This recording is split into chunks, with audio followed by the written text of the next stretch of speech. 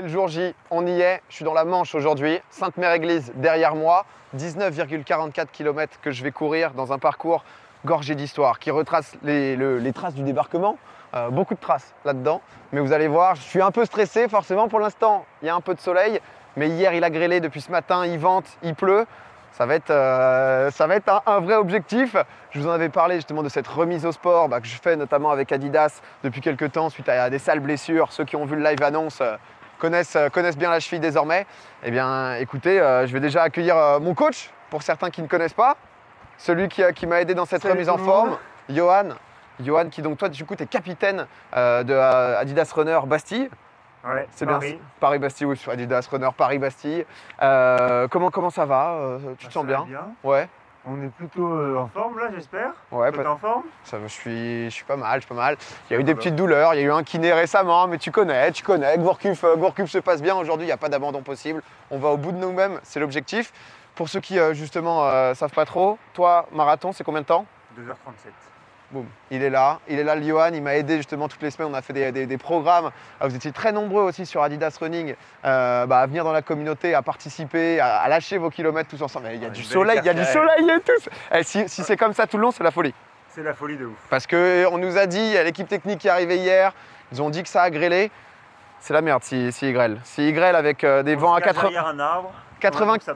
km/h de vent, il grêle, etc., ça va être très très chaud. 19,5 bornes, on va y aller. Avant ça, merci forcément à Adidas qui depuis tout ce temps m'aide justement à cette remise en forme. La semaine prochaine aussi, il y aura l'échappée. Mais chaque événement en son temps. Et merci aussi à Intel, ça fait plus d'1 an désormais qu'ils me suivent, qui m'aident sur tout le côté technique. On espère que vous allez passer un bon moment à me voir souffrir. Et vous n'allez pas être seul puisqu'il y a Ponce et Xari aussi qui sont là. Il y aura Rive pour quelques anecdotes historiques. Ponce, Xav, je vais vous laisser reprendre la main, je vais vous laisser commenter. Moi, je dois y aller, j'ai 20 bornes à faire. À toutes les mecs. Ouais, exact. Putain, ça fait plaisir d'être là. Bonjour. Ça fait très plaisir. Bonjour le Xav. Comment va-t-il celui-ci? Bah écoute, ça va. Ça me fait très plaisir d'être ici sur Domingo TV pour tout simplement ce 1944 des Jeux Olympiques de 2032. De 2032 ouais. Et non, c'est de 2021 le Xav. On se retrouve aujourd'hui pour une plaisir de voir ça et de suivre ça sur Twitch. Honnêtement, PA, c'est un baroudeur, c'est un sportif dans l'âme, il est affûté comme jamais. et depuis sa blessure, il vous l'a dit, petite blessure, double entorse de la cheville. Ah, c'est dur, c'est dur, mais en même temps, les grands sportifs connaissent aussi les. Ça a arrêté sa carrière, sachant qu'il avait failli être footballeur pro aussi, il s'est fait les croisés. Il était les croisés. Ah, ça, gros. Il était à ça de la qualif. Les croisés, ensuite on l'a revu en 99 lors du championnat de France junior de décathlon. Les croisés. Et les croisés le saut à la perche qui n'est pas passé, on se rappelle de cette barre malheureusement ici juste en dessous du sternum. Je crois ici là. Mais il revient pour bien 19 km 44, un parcours comme il l'a dit gorgé d'histoire et ça fait vraiment plaisir. Ça fait très honnêtement plaisir. Il avait déjà fait un petit semi-marathon. Tout à fait. Le semi-marathon de Paris, c'est évidemment disponible sur la chaîne replay de Domingo. Tout à fait, ça fait Domingo. Et il avait fait moins de 2 heures. Il avait fait moins de 2 heures. Rends-toi compte. Je m'en rends compte, Xari. On est donc sur donc quand il avait fait le semi-marathon, en gros, c'est 21 km, 200, quelque chose comme ça. Il avait fait je suis assez chaud. Il avait fait donc une 58. Cette fois-ci, c'est un 19,44 qui va courir, messieurs dames. 19,44. Nous, on a mis la barre. On sait pas, mais je pense qu'on met la barre à 1,50 parce que 1,50. Il est affûté. Il est avec le coach qui va l'aider et il y a un petit peu moins de kilométrage. Alors, il y a un petit peu moins de kilométrage, 1,50. Mais comme tu l'as dit, t'allais le dire. J'allais le dire. Vas-y, en fait, 1,50. Pourquoi pas? Même, j'aurais pu penser, tu vois, une 48. Non. J'aurais pu. Arrête. Les conditions météorologiques de cette course, messieurs, dames, nous avons 7 degrés. C'est pas très chaud. En même temps, c'est peut-être mieux pour courir. En vrai, tu sais que les températures idéales pour courir, c'est entre 5 et 15. Ouais, c'est ça. Concrètement, il est plutôt bien de ce côté-là. En revanche, nous avons, messieurs, dames, des rafales à plus de 80 km/h. Rafales dans la gueule. Je suis ébobie, j'arrive même pas à me rendre compte exactement, mais c'est digne d'une soufflerie de Formule 1. C'est énormissime, c'est un Mistral gagnant, c'est vraiment monstrueux. Par contre, l'affûtage de notre héros de la journée, messieurs, dames, l'affûtage de Domingo, à mon avis, va arriver mais j'avais pas vu le coach en chair et en os, il est pas plus grand que lui. Donc il va pas pouvoir trop se servir de ça parce qu'on se rappelle quand même dans le semi-marathon de Paris, il y a du monde. Et donc du coup, il y a ces murs de gens qui protègent un peu du vent. Bloquent un peu le vent, effectivement. Et là, ça va pas être possible. La personne ne va bloquer le vent, il va se le taper dans la gueule et on va voir s'il arrive justement à step up. On a Clément qui est notre vigie, qui est lui en fait, il est carrément sur l'ISS et il regarde comme ça, il peut un peu regarder le parcours de vue du dessus. Il domine quoi. Et ça régale. Et donc du coup, il nous dit le départ va bientôt commencer et on a aussi, parce qu'on le présente pas, mais quand même on va quand même le présenter. Si, on va quand même le présenter. C'est quand même Rivenzi qui est là, qui est un petit peu vous savez le mec dans Motus là qui est la voix dans Motus, là, qu'on ne sait pas où il est en dessous du plateau. Ok, toi tu penses Motus en Rivenzi égale Motus? Non, pas vraiment, mais il est là, c'est la petite voix, il va nous aider, il va nous donner, enfin il va nous aider. il va surtout nous donner un peu tous les détails historiques, puisque gorgé d'histoire, on le rappelle. Messieurs, dames, nous sommes à 5 minutes du départ de Domingo. Donc Rivenzi sera là effectivement avec nous pour venir nous parler un petit peu de 2-3 anecdotes historiques, même plus parce que tout le parcours est assez incroyable. D'ailleurs, on va partir d'une ville que vous connaissez peut-être toutes et tous. C'est une ville qui n'est pas gigantesque, mais son nom est connu. Tu as le nom de cette ville, évidemment, Xari? Non, je vais le laisser à Rivenzi. Rivenzi est avec nous, évidemment, aujourd'hui. Rivenzi, est-ce que tu nous entends? Oui, je vous entends. Est-ce que vous m'entendez, les gars? Oui, bien sûr. Je suis dans mon drone instantanément, messieurs. Et donc, je vais effectivement vous parler du départ, de où part, évidemment, PA pour ce 1944. Donc, on part depuis Sainte-Mère, l'église, une ville donc, de 3000 âmes en Normandie, donc dans la Manche, plus précisément.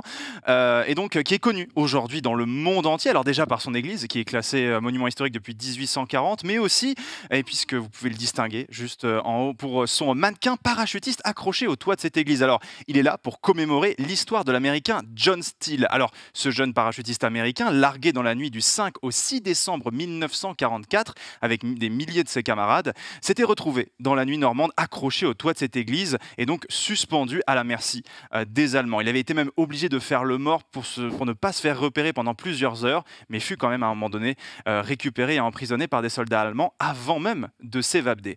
Une histoire cocasse, connue aujourd'hui de tous, dans le monde entier notamment, puisqu'il attire près de 200 000 visiteurs par an, et grâce notamment au film Le Jour le plus long. Alors vous le verrez, PA s'élancera depuis 7 bornes, notamment le kilomètre 0. Alors les kilomètres 0, donc, qui représentent le chemin de la liberté, il y a près de 1200 bornes comme celle-ci qui jalonnent la France, de la Normandie à Metz, et qui donc symbolise le chemin parcouru par la 3e armée américaine pour présenter le chemin parcouru par l'armée américaine pour libérer la France. Voilà donc d'où va partir notre coureur aujourd'hui. Messieurs, dames, on va partir sur la course d'ici 5 minutes. Ouais, on se laisse 5 petites minutes pour l'échauffement. Regardez, oh là là, le compteur qui est magnifique. Quel prod ici. Un prono, Xari, de ton côté, on a parlé du 1h50, c'était un petit peu dans ces eaux-là, on s'imagine. 1h50, je pense que Domingo, il aime bien, tu sais, faire des trucs un petit peu clean. Donc je pense qu'il va mettre 19 minutes 44.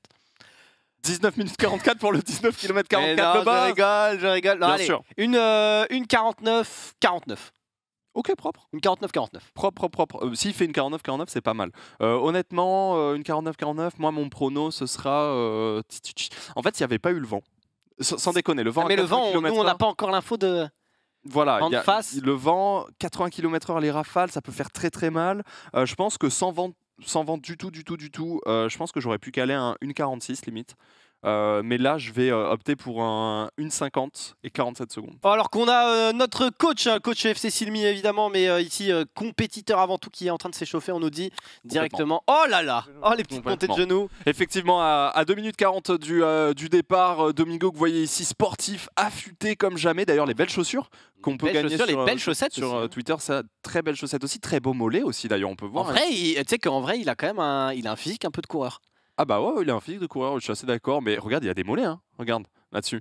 Tu sais que ça, c'est des mollets de coureurs cyclistes, parce qu'ils sont compacts, impact. Et là, on sent que la fibre musculaire a été galbée ici. Hein.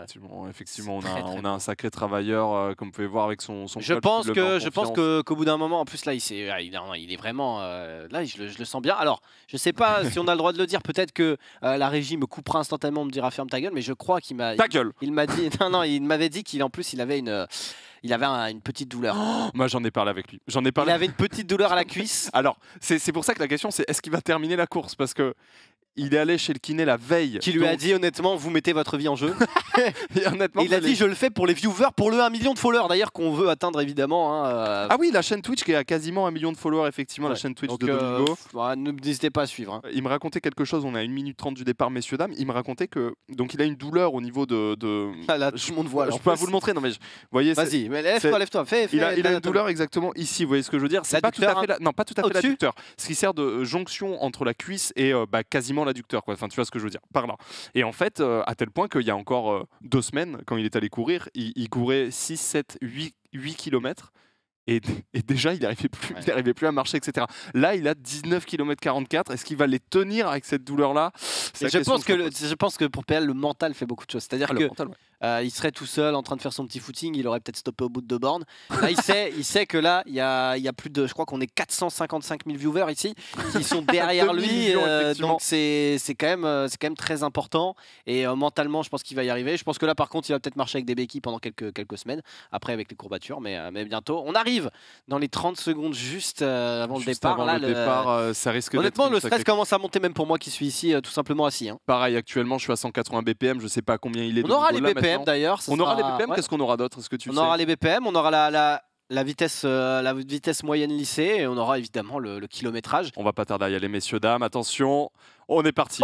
9, 8, 7, 6, 5, 4, 3, 2, 1... Et c'est parti, il est parti comme une Domingo. balle. Oh là là, c'est hallucinant. Là, ça part très très vite. On est déjà à 2 bornes 5. On a quasiment terminé la course. Hein. Voilà. Regardez, on est sur une fin de course. C'est parti. Alors évidemment, on rappelle, c'est long. Hein. Je sais pas si vous avez déjà couru. Souvent, quand on fait une petite sortie, on se fait un petit 5 bornes, un petit 10 bornes. Là, c'est le double. Hein. C'est le double. Donc il faut partir doucement. Là, on a évidemment le coach qui lui, il est en balade. Il pourrait marcher. Allez, lui, mec, c'est la régalade. C'est la petite pause du dimanche après au calme. On voit d'ailleurs le Airborne Museum juste derrière de Sainte-Mère-l'Église, bien sûr. Qu'est-ce que ça dit? On est en listening. On va se mettre en listening pendant 30 secondes pour voir un peu ce qu'il nous dit. Donc bon, si on peut rester comme ça, c'est parfait. Je commence à plus avoir de souffle, je vais me concentrer, il y a 20 bornes. Ah oui, là tu viens de commencer là. Allez, sérieux. Il a une belle foulée, hein, je trouve. Ouais, il a une belle foulée. Soif. On voit justement l'église, juste derrière de Sainte-Mère-l'Église, la fameuse église. Faut le finir en combien là, qu'on se parle? Peut-être rien comme ça, ouais. Oriente. Ça va être technique, c'est bon. Alors, on nous a prévenu hein, qu'il se parlait beaucoup. Alors, évidemment, là, vous allez vous dire, mais attends, mais... Oh, quel setup. Là, vous allez vous dire, il est tranquille, il est en footing. On rappelle que c'est comme d'ailleurs un fameux tournoi qui est souvent resté le dimanche à 15 h hein, sur ta chaîne. C'est un marathon. Tout à fait. Enfin, là, plutôt un semi-marathon. Ce n'est pas un sprint. Ça sert à rien de partir dératé comme un fou, comme un Non, il faut y aller tranquillement et puis il va trouver dans ce qu'on appelle évidemment le second souffle. Mais là, il est sur son premier souffle et je sais pas s'il a mis les points dans second souffle. Je crois qu'il les a mis dans tir de loin. Je crois qu'il a mis 2 points dans second souffle quand même. Il a pas 2 sur 5, il a au moins sur second. Non, mais ce que j'aime bien, c'est surtout regarder sa tête. Tu vois, il est souriant, il discute, il est en mode mais c'est tranquille. Il a fait 300 mètres. Donc revenez, restez évidemment, mais souvenez-vous, mais faites-vous une image mentale de ce PA là, parce que là, celui qu'on va voir d'ici quelques minutes, eh bien, ça va pas être la même. Et par contre, on passe à peine maintenant, pendant qu'on parle déjà le premier kilomètre, ma foi, on a fait 1/19e de la course quasiment. Ça démarre sur une allure on est sur du 5,27 mine par alors kilomètre. Ça c'est l'allure, on le rappelle, ce sera l'allure lycée, donc voilà. Par contre, alors je vais rien dire hein, mais ça me semble quand même un peu bizarre. Là, je vais pas te mentir, 1 km en 2 minutes 30, il faut qu'il s'inscrive au JO là. Il est inscrit justement, et on me dit dans l'oreillette qu'il est inscrit.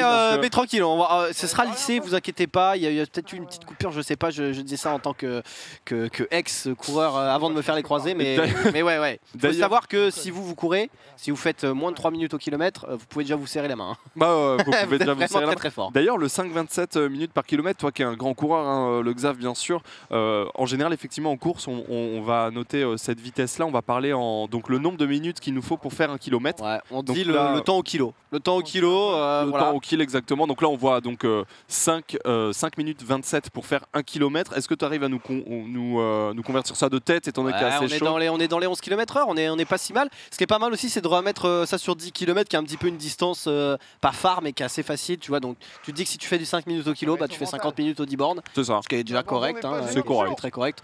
Bon, voilà.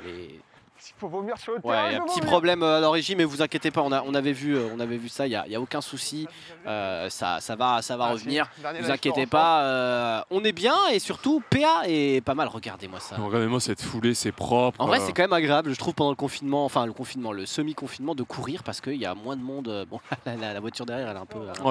elle est saoulée en fait, elle est juste saoulée, elle va klaxonner d'ici 2-3 minutes et les écraser je pense. Mais là il fait beau pour l'instant et tout, c'est plutôt stylé. Il fait beau, mais il faut en profiter parce qu'ils vont petit à petit s'approcher de la côte et t'inquiète pas que les 80 km/h dans la gueule qui vont se taper, bah, il va falloir les assumer ceux-là parce que donc nous on a un petit peu des comment dire. On a à peu près le trajet par lequel il va passer. On aura quelques anecdotes, évidemment, comme vous avez dit, des anecdotes historiques. Rivenzi viendra. Et pas que. Pas que. Ah ouais. Oui, on aura de l'anecdote aussi sportive, on le rappelle.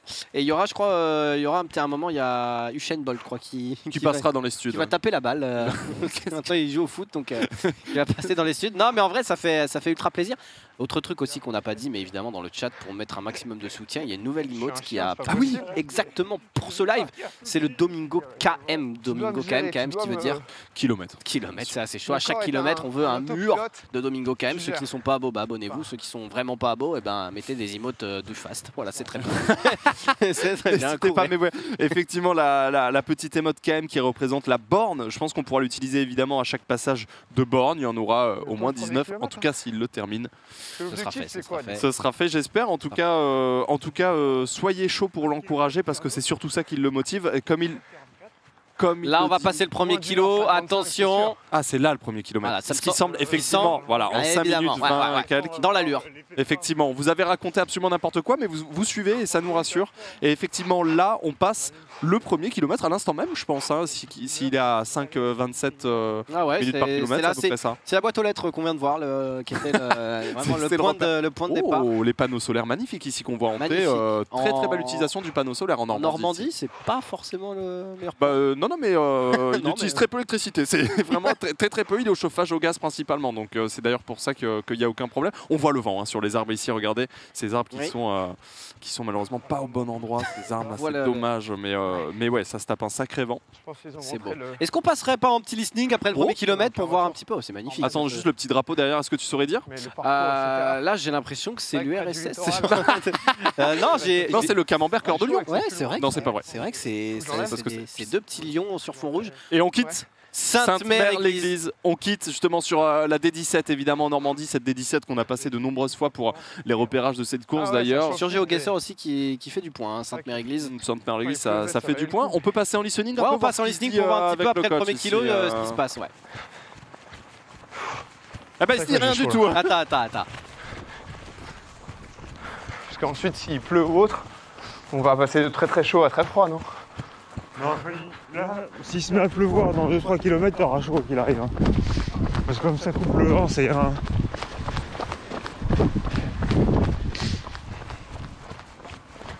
Voilà, la respiration, elle est très bien maîtrisée. Hein.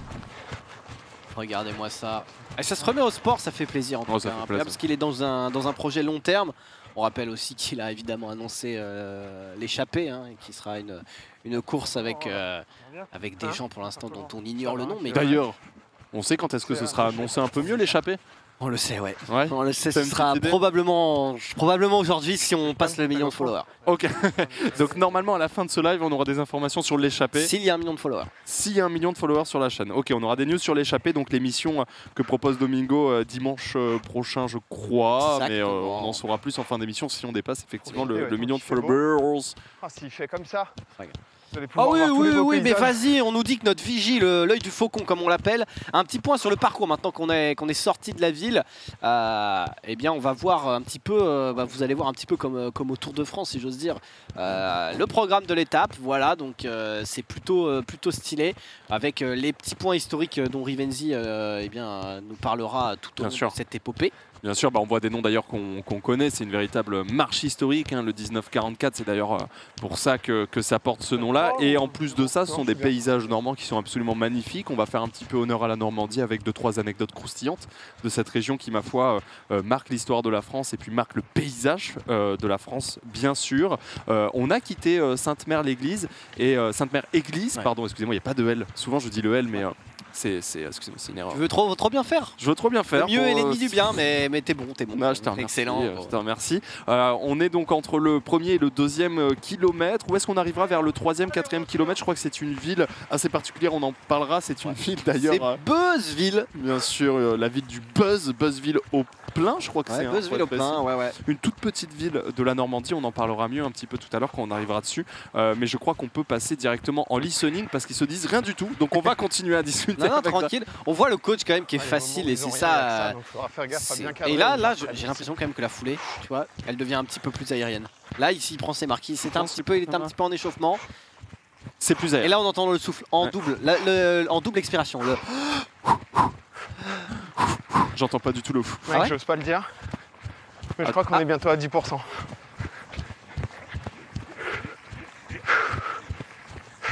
Ah, tu vois, tu entends le fou. Ouais, c'est vrai. Il parlait de 10%, là il parle de quoi? 10% de la course? Je pense qu'il parle de 10% de son énergie qui lui reste. Non. Déjà il a consommé. Ok. Non, mais tranquille, le foufou. Alors évidemment, le piège et l'ennemi numéro 1 du coureur de semi-fond, c'est évidemment le point de côté. Le point de côte qui peut juste, tel un point à rageur, tout détruire. Tu penses que le point de côte peut être fatal? Le point de côté, honnêtement, c'est très dur de sortir. Toi, t'as déjà eu des points de côté sur des courses en compète, oui. C'est déjà arrivé. Peu de fois, parce que souvent, quand t'es concentré, quand t'es appliqué et tout, ça n'arrive pas. Mais un petit problème dans ta respiration, un moment où t'as peut-être pas les jambes, t'es en sur-régime, enfin, tu fais un truc qu'il faut pas, et hop, point de côte, et là, t'es terminé, hein, t'es au sol. Mais tu saurais dire ce qui donne le point de côté, toi, ce qui te donnait le point de côté quand tu courais? C'est pas genre, tu sais, je le prévois pas, je me dis pas avant le départ, là, je sens que c'est une injure. Aujourd'hui, c'est point de côté. Mais par contre, c'est vraiment un travail sur la respiration pour essayer de s'en sortir, mais c'est très difficile de s'en sortir sans s'arrêter. Et c'est vraiment chaud. Donc, Non, il n'y a pas un truc qui dit justement que quand tu as un point... 2 km. On vient de passer les deux. Ça, spam, mais ça régale. Et d'ailleurs, on a eu, je crois... Oui, voilà, on est à 5,23 minutes par kilomètre. Il va donc un peu plus vite sur ce deuxième kilomètre que sur le premier. Ouais, c'est pas mal. On pourrait mettre le drone, là. Ouais, on pourrait mettre le drone, j'avoue, PA. C'est vrai que ça pourrait être sympathique, effectivement. Mais il n'y a pas un truc qui dit que quand on a un point de côté, il faut justement pas s'arrêter parce que l'arrêt brutal. Non mais de toute façon, quand tu as un point de côté, t'es dans la merde. Donc, normalement non, il faut essayer de reprendre sa respiration en main. C'est un problème de respiration, le point de côté, donc il faut vraiment que tu te recentres avec toi-même, que tu te concentres sur ta respiration. Mais en fait, quand tu as le point de côté, le truc c'est que t'as qu'une envie, c'est de tout arrêter, quoi. De tout arrêter, ouais. C'est chiant. Oui. Et souvent le point de côté, c'est au bac quand tu fais le 3x500, tu vois. C'est genre. T'as couru toi pour le bac? Ouais, j'ai eu 21. C'est vrai? Bah ouais, le fast. Les barèmes à l'ancienne. Bien sûr. Oui, il n'y a aucun souci, alors on en discute un peu. Alors le BPM, j'ai vu des mecs qui disaient au niveau des BPM et tout. Évidemment le BPM, on rappelle pour calculer à peu près évidemment ce n'est pas une science exacte, mais pour calculer à peu près votre BPM max que vous pouvez développer, vous faites 220 ou 230, entre 220 et 230, moins l'âge. Donc PA ayant... c'est vrai cette petite technique? Ouais, c'est une petite technique. Ayant 18 ans, il peut aller jusqu'à 200 BPM. Non, en vrai, il a 25 ans PA. Donc voilà, tant qu'il n'est pas au-dessus de 190, ça va. Enfin non, ça va. Avec 190, il est déjà à fond. Mais ce que je veux dire, c'est que là, je pense que on va dire qu'à partir de 170, 180, on saura qu'il commence à pomper le sang comme il faut, quoi. Ah mais je savais pas cette mesure-là, mais véritablement. Ah, véritablement. C'est-à-dire que si t'as 60 piges. Ah, si t'as 60 piges, ton cœur il va genre, pas... Genre le 160 BPM, c'est le max quoi. Bah il va... En tout cas, ça dépend après de ton aussi. Bien sûr. Si t'es sportif, etc. Les sportifs, ils peuvent souvent aller des fois plus haut et surtout au repos, ils vont être beaucoup plus bas. En fait, leur cœur au repos, il va être beaucoup plus bas qu'un mec random. Ouais. Parce que c'est des sportifs qui ont l'habitude justement et qui ont le cardio qui va avec. Mais dans les règles générales, voilà, si vous faites un petit footing, etc. Essayez de vous limiter aussi en BPM, parce que le but d'un footing, c'est pas de vous, c'est pas de monter en BPM spécialement. Ouais, bien sûr. Donc c'est à peu près ça. J'ai 220 ans, j'ai 0 de BPM. C'est ça. Mais après voilà, c'est en début de course, il est déjà à 169. Normalement sur un footing classique, on essaie de pas dépasser les 160.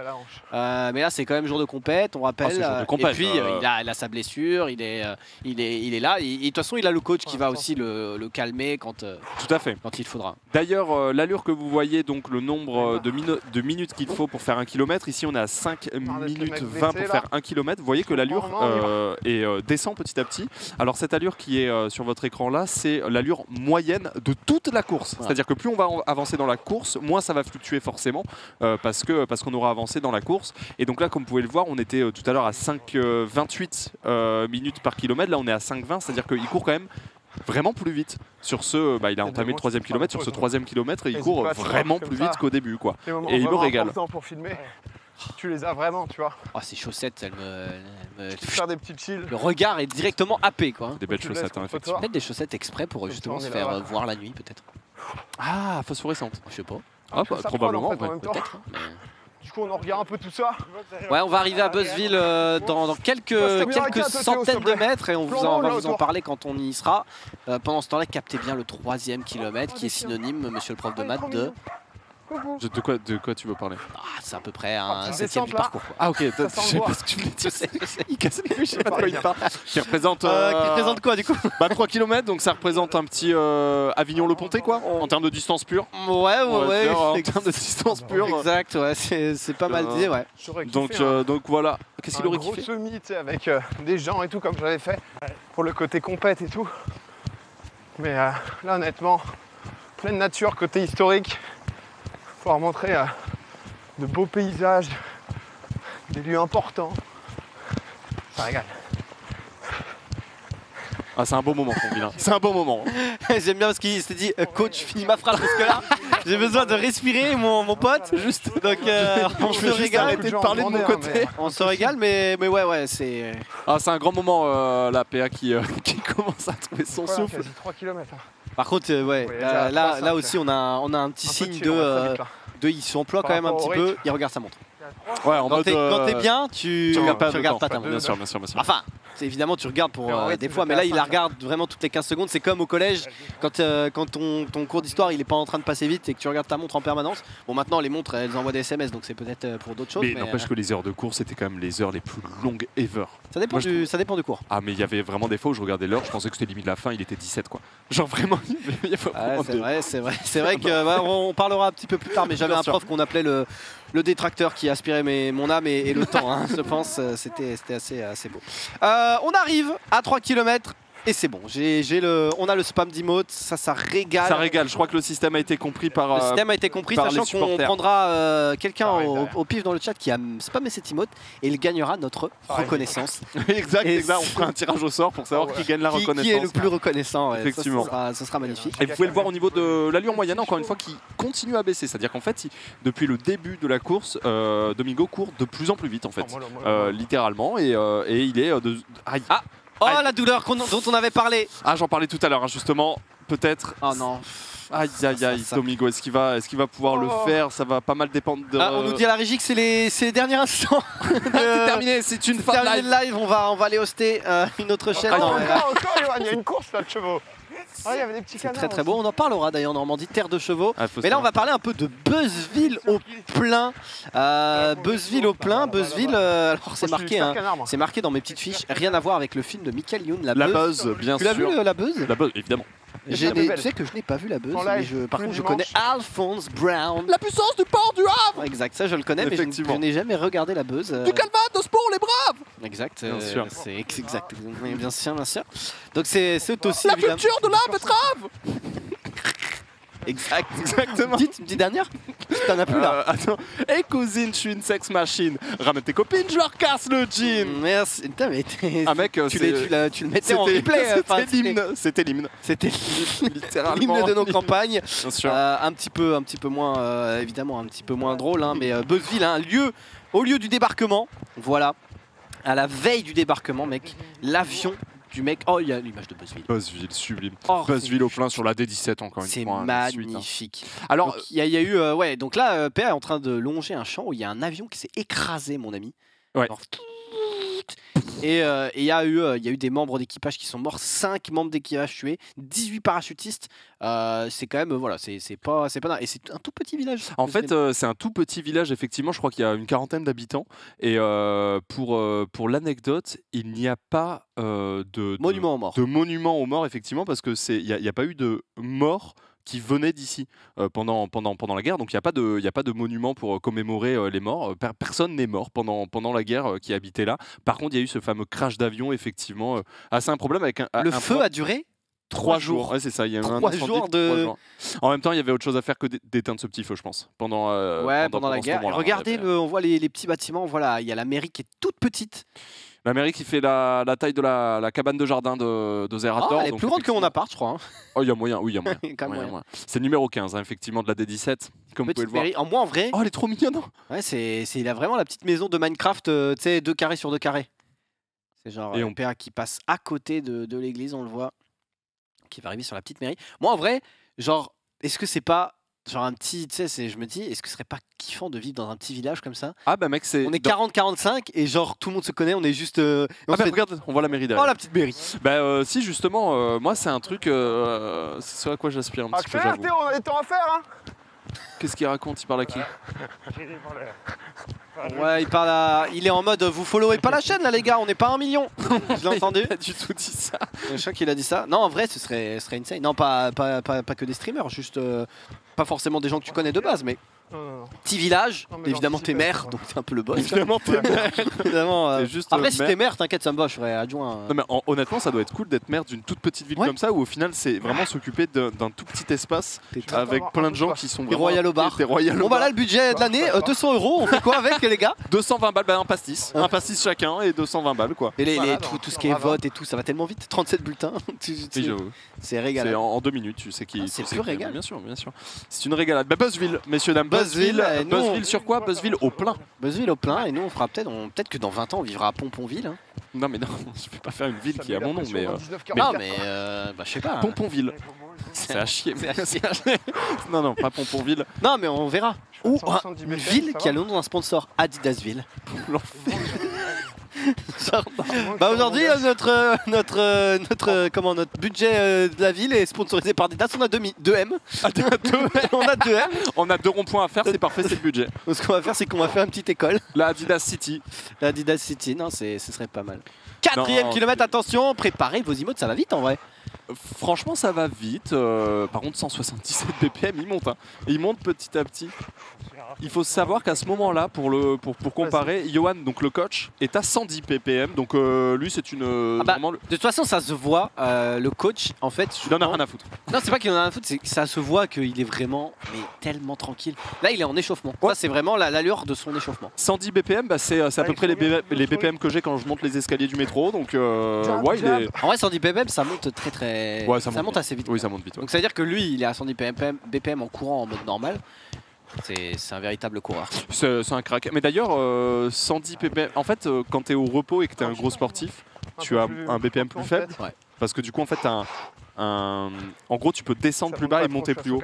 En gros, c'est ça ou pas? Ouais, c'est ça. Ouais, ok. Comme un muscle que tu aurais bossé et que tu peux du coup étirer. Ça bosse, plus. le cardio, ça se bosse. Ça se bosse. Mais ouais, un sportif, il a 60 BPM au repos, c'est legit. C'est normal, même, il peut même avoir moins. Alors que c'est pas beaucoup quand même. Non, c'est pas beaucoup. En vrai, moi là, par exemple, si je regarde avec. Toi, t'as tes BPM là. Là, si je regarde avec ma montre à l'instant T, là, je suis à 74, tu vois. Donc, je suis assis et tout. Je suis quand même assez. T'es très chill quand même. Je suis chill, mais bon, tu vois, c'est pas non plus. plus, je suis pas un sportif, hein, vous le voyez, j'étais un sportif. Ah, t'étais un sportif? Je t'as couru, toi. T'as couru, toi. Et tu te remettrais pas à la course en vrai? Eh ben en vrai non. Alors, en vrai non, mais pour raconter un petit peu ma vie pendant que on voit PA souriant et tout. En même temps, on a un coureur. J'ai fait 15 ans à peu près de course, à peu près. Et je vais pas te mentir que maintenant j'ai envie de faire autre chose. Si j'ai envie de faire un sport, j'ai envie de faire un sport. Ouais, le problème de la course, c'est que les compétitions, ça te galvanise. C'est-à-dire que t'as toujours. Enfin, moi je courais pour gagner, donc t'as toujours. Tu courais vraiment pour aller être premier? Ah oui, le but c'est d'être sur le popo, mon pote. Donc voilà. Donc ça te galvanise. Par contre, les entraînements, en gros, alors il y en a qui disent moi quand je cours, je me vide la tête et tout. Moi, ça me faisait chier. Donc après avoir fait 15 ans d'entraînement où je me fais un peu chier, les courses c'est bien, mais voilà, je préfère maintenant faire du sport qui me fait kiffer de base. Donc là, en ce moment, c'est un peu plus le karting, un peu plus. C'est vrai que toi, t'es le karting. Le badminton, j'adore aussi. Ah, le bad. En fait, les sports, en fait, c'est un jeu. C'est un jeu, mais un sport.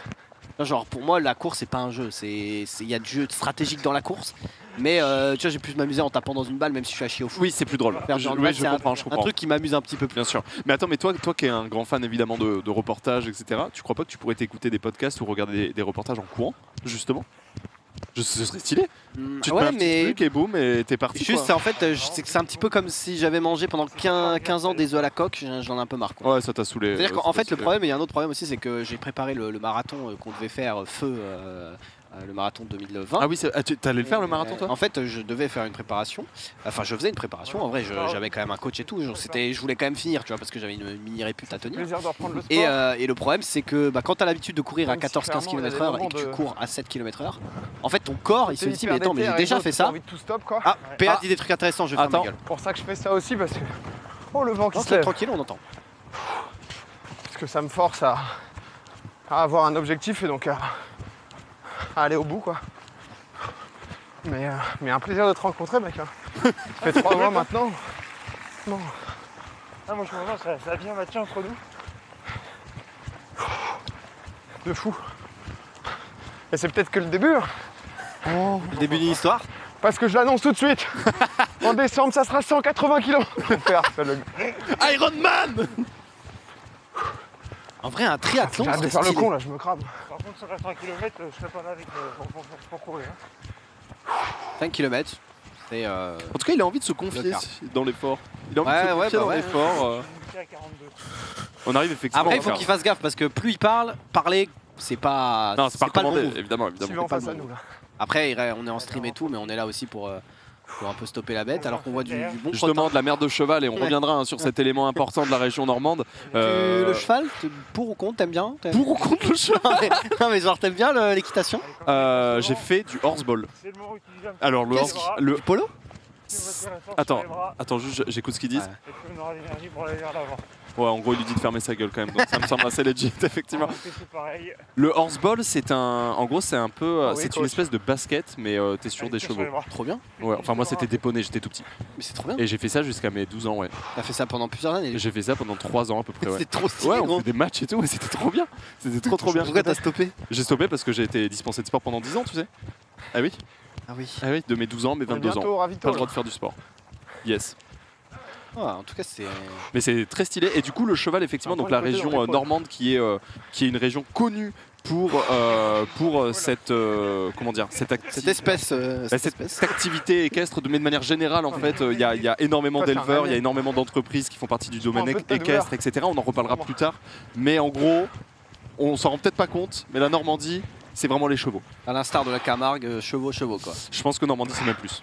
Oh non, tu peux. J'adore les chevaux Camargue, bien sûr, évidemment. Mais la Normandie, c'est plus. C'est plus. Deauville, etc. C'est l'hippodrome, tout ça. 5 km, en effet, c'est une étape de la course. C'est le quart qui a été dépassé. Maintenant. On va le faire peut-être, ça va le faire peut-être, messieurs, dames, préparez les émotes. Maintenant. Non, mais là, il n'y a plus de 30 mètres. Maintenant on a dépassé donc les 5 km, donc on a dépassé aussi effectivement le quart de la course. Quart de la course en 26 minutes, on est sur, un temps exceptionnel. Hein. Putain, j'avoue. On est sur un temps exceptionnel là. What the fuck? What the fuck, les amis. Après, attention, on n'est pas encore On n'est pas encore rafale contre face. C'est vrai, on en parlait tout à l'heure des rafales à 80 km/h qui va se taper pleine face, qui va le faire forcément là, on est sur un montant. Après, on rappelle qu'on est sur du 20 kg à peu près, et que comme toute course, la fin, c'est surtout la fin où c'est dur de tirer quand t'es mort, c'est le mental. Hein. Dans les derniers kilos, c'est le mental qui fait tout. Après là, on va arriver justement à cette espèce de moment un peu particulier vers les 25-40 minutes où justement tu atteins un petit peu ce second souffle, tu vas au-delà de ce que tu pensais pouvoir faire, etc. Après, ce sera une roue libre. Mais là, je trouve que... Enfin, je sais pas toi quand tu courais du coup, mais je trouve que ça c'est un peu le moment le plus dur. Tirabito, tu parles de quand Ce truc de 25-40 minutes quand tu dois faire genre 1h30, 2h.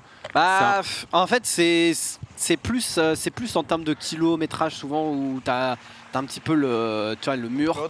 Le marathon, le très connu, c'est le mur des 30 km. Non, après, les 30 bornes, c'est très dur souvent. Le mur des 30. Le mur des 30. Sur un 10 bornes, c'est souvent vers le 7e kilomètre. Le 7-9. Okay. Le dernier, tu te dépasses mentalement, mais le 7-9 est assez compliqué. Okay.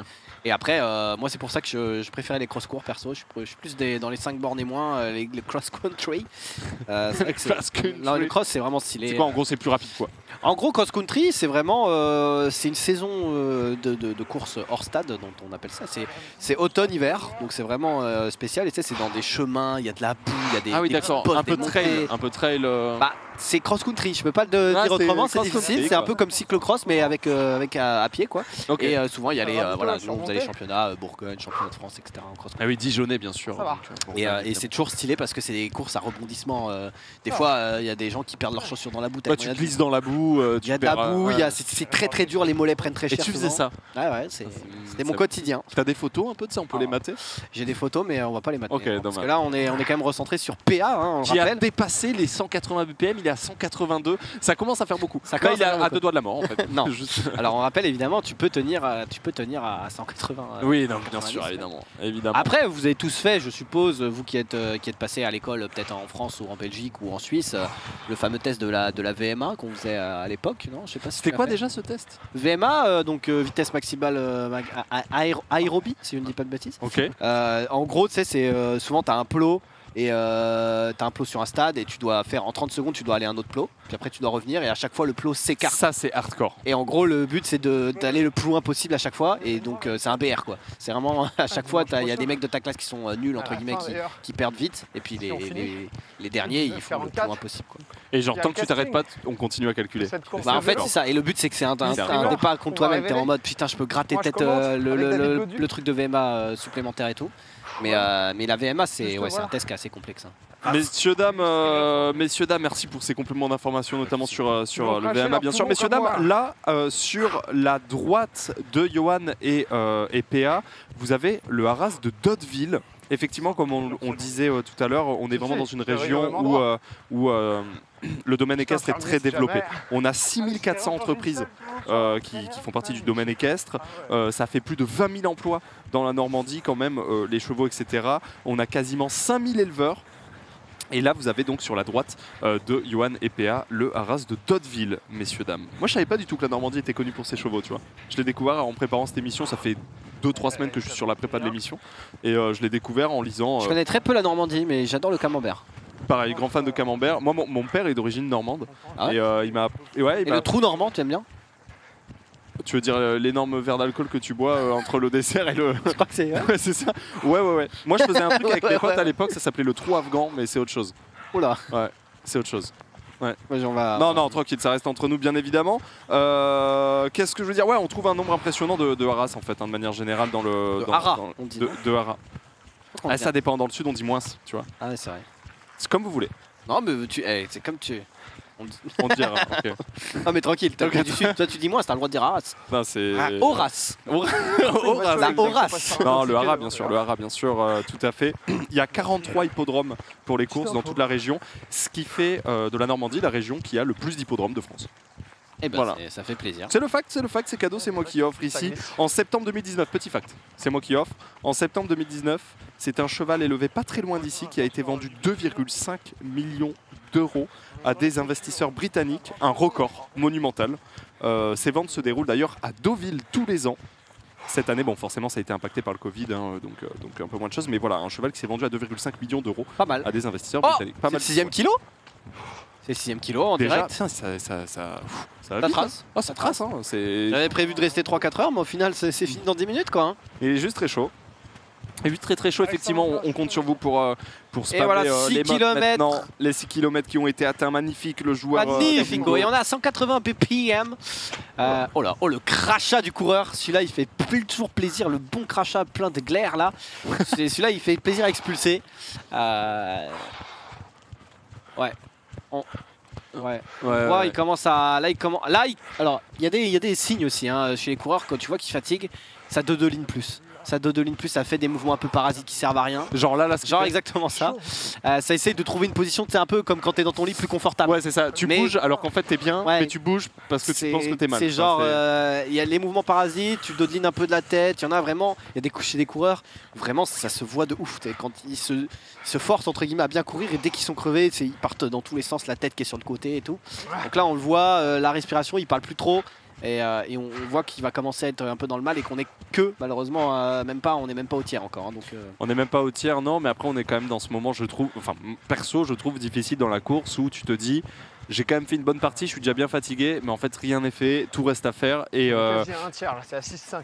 Ouais, un tiers, exactement. Il vient de se rendre compte qu'il faut faire encore 2 fois ce qu'il vient de faire, effectivement. C'est assez violent. On le rappelle que l'allure indiquée en bas, c'est donc... l'allure globale lissée sur tous les forts. Malheureusement, on n'a pas réussi avec nos ingénieurs les plus poussés à récupérer la vitesse en temps réel. Exactement. Mais on le répète que ce n'est pas en km/h, mais en nombre de minutes qu'il faut pour faire 1 km. Donc actuellement, sur l'ensemble de sa course, c'est du 11 km/h. Il met donc à peu près 5 minutes 20 pour faire 1 km. Voilà, c'est exactement ça. Je sais pas s'il y en a qui courent un petit peu là dans le chat. Je sais pas si toi t'as déjà couru, juste pour te remettre en forme. Toi t'as eu ton problème. J'ai eu mon problème, mais en vrai j'étais hyper sportif avant ça. Tu vois, cross du collège et tout, j'étais très chaud. Ça jouait le pod, tu vois. Ça jouait le pod. Cross du collège, c'était mon moment de briller. Moi j'étais en mode premier, le boss. C'est vrai, toi t'étais premier. Ouais. Ah bah j'espère bien. Enfin après quand tu fais un sport. En dehors, en extrascolaire, c'était pas le boss quand tu reviens. Oui, non mais c'était pas le boss quand tu fais au collège avec des autres mecs. C'est un peu la honte. C'est un peu la honte effectivement. Non, alors, la pression, attention. Hein. Par contre, j'ai grandi avec notamment mon père qui est un marathonien qui fait des grosses courses, qui genre en général il fait 1-2 marathons par an. Ah oui. Il court quasiment tous les jours. Il a une course tous les week-ends aussi, tu sais, une course, ça peut être le relais des coteaux, tu sais, des conneries comme ça. C'est les courses de village que c'est ça. Moi aussi je faisais ça, hein, t'inquiète, toutes les semaines, on avait notre petite séance de course. C'est ça. Avec la petite remise des récompenses et tout. Et ça met ultra bien et du coup j'ai connu un peu ce truc là. Mon père avait fait un truc aussi, tu dois peut-être connaître, c'est une course qui est dans le Sahara, dans le désert, et qui dure genre 7 jours. Et genre c'est hardcore. C'est vraiment hardcore. Tu fais bivouac et tout entre les étapes. Je connais une anecdote sur ça où il y a un mec qui a failli mourir. C'est hardcore. Et qui en fait il s'est perdu et qui a survécu en tombant sur une petite, en gros une espèce de petite cahute qui était là pour un mec sûrement, tu sais, qui était un chasseur. Ouais. Et il a survécu en mangeant des chauves-souris, en buvant le sang des chauves-souris et tout. C'était un cauchemar. Léa qui parle. Je vais moins parler parce que comme d'hab je fais le con au début. Ensuite ça crame. Mais pour l'instant ça va, ça se passe. On va essayer de maintenir un rythme. Petite pluie qui arrive je pense. Surtout qu'on va se rapprocher de la mer petit à petit. Donc on est là, on se bat. Allez. Ouais, c'est dur, hein, on l'entend. Là clairement c'est difficile. En plus de ça il va rentrer sur un petit chemin de terre. Donc le sol sera différent. On sent que ça commence à être difficile. Voilà, il regarde un peu en l'air, il se dit bon, il faut que je termine pour tous les gens qui me soutiennent. En fait, le truc c'est que là, il sait qu'il a même pas, il en a encore pour une bonne grosseur. Hein, donc ça fait toujours peur. Moi, il faut essayer de pas trop réfléchir à ça. En fait, le problème c'est que là, comme il l'a dit au début, c'est un effort contre lui-même et c'est difficile de se motiver, même si là il y a le live et tout, etc. Quand il y a des mecs qui courent devant toi. C'est ça qui te motive aussi. Souvent en plus, tu pars doucement et tu doubles des mecs en permanence. Petit à petit. En permanence, tu doubles des mecs quand tu es dans une énorme course, évidemment. Quand tu joues pas forcément les premières places et tout. Mais c'est bien aussi d'aller chercher des mecs, tu vas te dire lui je le rattrape ou lui je le suis, machin. Fais chier. Anime un peu. Prends quelques questions. Vas-y. Alors, est-ce qu'il y a des questions? Vas-y. Ouais, effectivement, on rappelle qu'il est avec Johan, son coach, avec qui il travaille maintenant depuis... Capucine du 92 vous demande Le pire. Comment est-ce que tu te sens? Johan, Johan, de toute façon, il est à 110 BP, 100 ppm, ouais. Bon, il est sur une course. J'ai pas envie de te dire que c'est une classique. J'aurais bien aimé, tu sais, vous pouvez sûrement le retrouver quelque part, hein, je sais pas, mais tu sais, voir Johan à son max, tu vois. Enfin,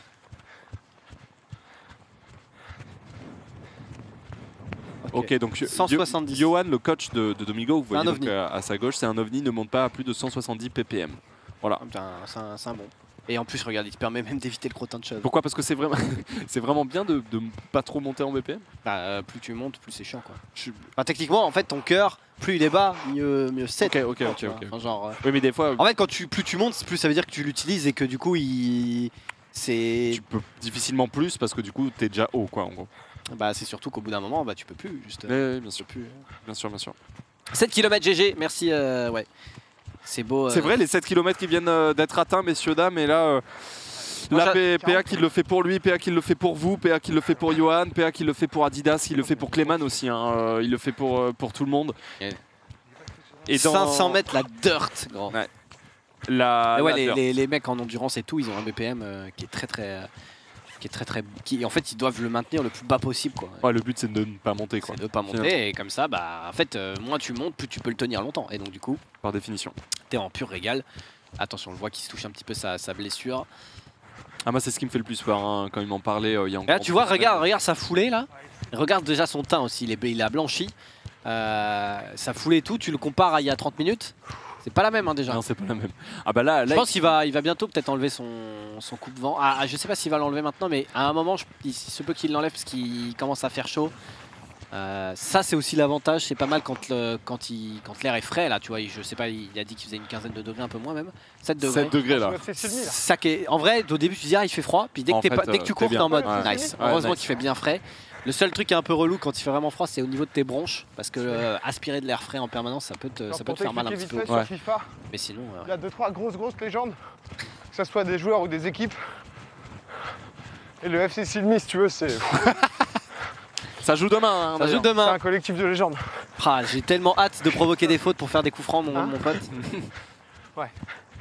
Ça fait plaisir qu'il parle de l'équipe, hein, là. Ça fait plaisir qu'on ça reste notre coach, hein. Ça reste le coach, évidemment, et c'est pour ça que ça nous régale, hein. Grosses frappes, des surface, Xari qui enroule.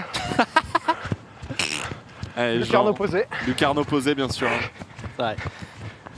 Des sacrés ça joueurs. fait plaisir, la petite dédicace du coach. Bah, c'est rassurant, quoi. C'est rassurant. Et Peng. Putain.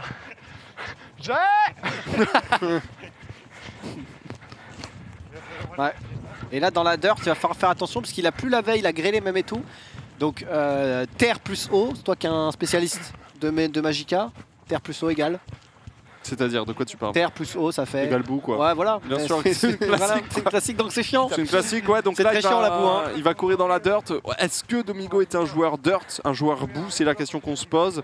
Honnêtement, il marche dans la merde, hein, depuis maintenant plus de 7 km, donc je pense que ça peut le faire, hein. Ah là, encore une fois, qui touche. Un véritable clou de clim. Un véritable clou de clim. Et c'est parti. La dirt, c'est maintenant. Ah, moi j'aimais bien courir. Je préfère courir dans les chemins et tout. Je préfère aussi, je pense. En plus de ça, le goudron en général, c'est dur, c'est boum, c'est du direct. Ah, c'est un autre truc parce que c'est vrai qu'on parlait du marathon tout à l'heure quand je racontais ma life. Mais en gros, j'ai fait de la préparation marathon et quand tu dois habituer ton corps du coup à aller en fait pas très vite pendant très longtemps. Et quand moi j'étais habitué à aller plutôt vite pendant un peu moins longtemps, c'est pas ça. Et surtout, pourquoi j'ai arrêté? Parce que je tout simplement eu ce qu'on appelle un accident. Sérieux? Je me suis fait renverser, tu sais, j'ai eu le plâtre et tout, je me suis fait renverser par un trot, moi, par un Uber. Ah oui, d'accord, ok, oui. Et en fait, suite à ça, en fait, je me suis pété le pied et tout, et le podologue il a dit vous faites pas le marathon en fait. Ah, déjà il m'a dit vous faites pas le marathon, ça c'est une évidence. Mais apparemment, là j'ai pas retenté puisque ça s'est annulé et tout. Mais il m'a dit que pour courir des grandes distances, il faudrait que je refasse une consultation et tout parce que mon pied il a pris cher et peut-être qu'il faudrait des semelles, etc. Ah bah de toute façon, tu te lances pas dans un marathon par hasard. C'est surtout que d'ailleurs il faut un certificat pour faire le marathon. Tu vas pas évidemment. Tu te rends pas. Mais marathon, c'est pour les articulations, pour tout, pour le corps, c'est quand même très grosse contrainte. il faut faire attention. Et pareil pour ceux qui veulent se mettre au sport, qui ont peut-être un surpoids plus ou moins gros, la course à pied c'est pas forcément le meilleur truc parce que ça peut tasser quoi. Ça détruit l'articulation quand on est un peu en surpoids, et bien forcément on a plus de poids à porter et tout, et du coup les chocs sur tout ce qui est articulation etc. c'est pas forcément bon. Plutôt nager dans ce cas-là. Préférez la nage ou le vélo. Le vélo c'est pas mal. Vélo attention au mal de fesses qui est quand même le mal de cul. Mal de cul c'est vraiment le top 1 de la douleur pour les mecs qui font pas beaucoup de vélo. D'ailleurs courage à ceux qui... Après normalement la douleur au cul quand on fait du vélo elle s'en va après 2-3 sessions. Genre tu t'habitues à ta selle, tu t'habitues à ton vélo. Normalement ouais. Après tout dépend aussi de comment, de quel poids tu fais etc. La forme du cul, bien sûr. Mais il n'y a pas de souci, on arrive au 8e kilomètre et on aura notre spécialiste qui va nous parler de la batterie de quoi pardon. Et oui, batterie d'Asville évidemment. La batterie d'Asville bien sûr. Évidemment on vous rappelle qu'on est accompagné, donc Xari et moi-même Ponce sommes ici pour commenter l'exploit monumental que nous propose Domingo ici, avec le passage notamment de ce 8e kilomètre sur cette dirt avec une allure toujours extrêmement propre. 1 kilomètre fait en 5 minutes 20. C'est vraiment pas mal. En fait c'est régulier, ça qui est beau. C'est très régulier, c'est le moment de spammer bientôt les mots évidemment. Bande, on va passer le 8e kilomètre. Rivenzi qui est avec nous pour toute la journée, pour justement nous faire toute la journée évidemment, pour nous faire des petits comptes rendus historiques sur cette course du 1944. Et on arrive bientôt justement à cet endroit, le point historique, sur la batterie d'artillerie d'Asville, vers laquelle on va arriver d'ici quelques secondes, minutes. Ça permet pas de lâcher. Rivenzi, est-ce que tu nous entends? Est-ce que tu es avec nous? Je vous entends très bien. Alors effectivement, PA va longer dans quelques instants cette fameuse batterie d'Asville. Alors qu'est-ce qu'une batterie? Une batterie, eh bien, c'est une petite unité militaire souvent dotée de canons. Celle d'Asville pouvait contenir jusqu'à 170 combattants. Alors les batteries plus généralement font partie, pendant la Seconde Guerre mondiale, d'un système défensif créé par l'état-major allemand qui s'appelait le mur de l'Atlantique, une forteresse immense partant du nord de la Norvège jusqu'au sud de la France, ayant pour objectif de protéger les côtes et d'éviter un possible débarquement allié sur la face atlantique. Alors justement, cette batterie d'Asville a été créée en 1942, à peu près une dizaine de kilomètres des plages du débarquement, et c'est la première implantation allemande dans la région. Alors vous pouvez remarquer un petit peu qu'il y a vous voyez notamment il y a un arbre là qui est dessiné sur le mur. Et bien en fait vous voyez aussi des maisons, des fenêtres. En fait les Allemands utilisaient on va dire pour camoufler leurs bâtiments de défense, ils peignaient en fait des maisons, des arbres pour bien justement camoufler leur système défensif des bombardements ennemis. Dans cette guerre de l'information que se faisaient l'Axe et les Alliés, tous les petits stratagèmes étaient évidemment très utiles. Bien évidemment. Par exemple là ce qu'on voit Rivenzi, ça a abrité des soldats, c'est ça? Oui, tout à fait, de l'artillerie et des soldats, les deux. Donc le but était de protéger aussi, notamment c'est des canons anti-aériens. Et donc cette batterie d'Asville protégeait notamment des avions qui ont notamment envoyé des parachutistes dans la nuit du 5 au 6 juin 1944. Très bien, merci Rivenzi qui nous régale de ces anecdotes historiques. Et oui, forcément, les côtes normandes qui ont marqué à jamais l'histoire, d'où le nom de cette course exceptionnelle, le 1944, bien sûr. C'est quand même assez hallucinant, c'est triste, mais c'est vrai qu'en temps de guerre, il y a quand même... c'est en temps de guerre qu'il y a des fois des poussées de génie, que ce soit du génie technologique, du mal, mais technologique ou de l'inventivité, des trucs assez soit édifiants, soit impressionnants, mais... et qui font partie aujourd'hui de notre patrimoine finalement, et du patrimoine de cette magnifique région qu'est la Normandie. Et d'ailleurs on embrasse tous les camemberts de France et de Navarre. Il fait tellement beau, dit-il. C'est un délire. Camembert pomme. Très propre. C'est un pur régal. C'est clean. C'est un pur régal. C'est très très clean. Ah, on arrive bientôt aux 9 bornes, synonyme de 10 km restants. Eh ouais, merci de cette information. Non mais c'est honnête de ta part. Il faut le dire. Et on est sur du 45. Attends, mais par contre, là on est sur des bases de 50 minutes à peu près. Allez, pas 50 minutes, on va peut-être pas. Ouais, si, c'est à peu près ça. On est des bases sur du 50-51 minutes aux 10 kilos, ce qui est pas mal pour ceux qui courent peut-être un petit peu chez eux. Voilà, il faut voir le record du monde évidemment, c'est en moins de 30 minutes, mais on n'est pas là. Pour battre le record du monde, on le saurait évidemment. On a déjà terminé cette course. 186 BPM, attention. Oh oui, ça monte. Mais je suis extrêmement choqué. Ça veut dire que là, à 34 ans, il était mort. Non, c'est évidemment, c'est comme c'est théorique. C'est comme l'IMC, les trucs comme ça où tu fais des vieux produits en croix. Ça marche pour la plupart des gens. C'est une moyenne, c'est une théorie quoi. C'est une base qui est à peu près appréciable, mais c'est pas genre tu meurs. Okay. Que des fois ton cœur il peut aller plus haut, plus bas, mais ça veut pas dire que tu vas mourir. En tout cas, 188. Toi. 190. Non, Domingo. Est-ce qu'il va nous claquer justement En vrai, il peut. Non, en vrai, un Domingo, il est affûté et tout, il peut aller jusqu'à du 200, je pense. Ah ouais. Je pense, ouais. Ah ouais. Ah ouais. Ah ouais. Ouais, mon pote, ouais. Ça va, il baisse 189, c'est magnifique ce qu'il est en train de faire. Après, je sais pas, en régie, peut-être qu'on peut nous dire, il a la ceinture, hein, donc c'est vraiment ultra précis. La ceinture qui est évidemment le système le plus précis. Hein. Précis, ouais. Carrément les électros, enfin les petits électros qui sont au-dessus, juste en dessous de vos têtes, en final. Et ça prend vraiment beaucoup plus précisément que ce soit montre ou même vous avez les espèces de bracelets et tout. Honnêtement, si vous pouvez si vous voulez vous mettre à la pratique du sport, on va dire, de manière assez régulière, dans un objectif de soit progresser, soit etc. C'est vrai que les BPM, c'est vraiment une bonne info. Donc, vous pouvez investir honnêtement dans une petite ceinture. Ça coûte dans les alentours de 100 balles, je dirais. Ah, quand même. Ouais, c'est. Ah ouais. Bah, ça dépend de la qualité du truc, mais c'est entre 70 et 150 balles, je dirais. Mais après, c'est vraiment très très précis. Tu peux le garder pendant des années. Hein. Ouais, bien sûr, oui. J'imagine que tu changes pas tous les ans. Et on va passer justement ce 9e kilomètre bientôt. On peut lui dire bravo dans le chat, je pense. C'est déjà magnifique ce qu'il nous produit avec 188 BPM. Et ça y est, on a passé la barre des 9 km. Ça y est, c'est incroyable. Franchement, il va vite. Il va plutôt vite en même temps. Même BPM que dans Among Us. Je sais pas combien il était monté sur Among Us. Sur Among Us, je crois qu'il a déjà dépassé les 190. Le truc, c'est que sur Among Us, je crois pas qu'il ait la ceinture précise et tout. Je sais pas. Si, il a la ceinture. Ah ouais. Parce que je crois que sur Among Us, il a déjà tapé les 2-0-0. Si tu vois ce que je veux dire. C'est possible en vrai. Hein. En vrai, moi, il a failli mourir sur Among Us, ça veut dire. Non, mais j'ai déjà utilisé la ceinture. Moi, je me rappelle lors du The Event ou tout, j'avais fait un challenge à l'époque où je jouais encore un peu à Fortnite et je devais jouer à Fortnite et m'arrêter que si je faisais un top 1. Et j'ai joué genre pendant 4 heures, j'ai pas réussi à faire un top 1. Je me rappelle que dans le duel final, j'étais monté quand même à 167 BPM. Oh, mais moi quand je juste parce que je suis stressé. Et H1Z1, Fortnite, les trucs où il y a ça, ou alors poker, Among Us et tout, ça peut monter très très vite. Hein. Tu sais le jeu où ça monte le plus vite selon des stats américaines? Mario Kart. Non, sérieux, vraiment. Non, vraiment. Pourquoi tu montes de BPM à Mario Kart? Mec, une bleue mal placée sur la ligne d'arrivée, tu montes direct en BPM, gros. Ouais, mais il faut qu'il y ait de l'enjeu, quoi. Ouais, il faut qu'il y ait un petit peu d'enjeu, effectivement. Et de l'enjeu aujourd'hui, il y en a, parce que si Domingo ne termine pas cette course, eh bien ce sera juste absolument la honte, parce que c'est d'une facilité sans nom. Non, je déconne, bien évidemment. Bientôt plus que 10 km. Attends, on va quand même regarder le passage au 9,44. Ouais, il y a un passage important, hein. C'est 9,44 qui indique donc très exactement 10 km restants. On y est presque, mais donc pas encore la moitié, vous l'avez compris. Je sais pourquoi j'ai pas de BPM sur Mario Kart, je suis en pur sandbagging, moi je m'en fous. Oui, toi t'en as rien à foutre. Toi t'attends juste une bille et un éclair d'électricité, quoi. Un éclair d'électricité électrique, ouais, exactement.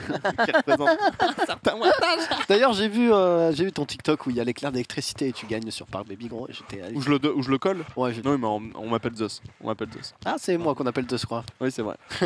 suite à cette victoire, on rappelle. C'est vrai, on le rappelle. Si on peut éviter de reparler de cette soirée, si on peut enchaîner sur la course là directement. Le Valois-Perret en France, qui fait partie de l'Europe, qui fait partie de la planète Terre, qui fait partie évidemment de la Voie lactée. Voie lactée, bien sûr.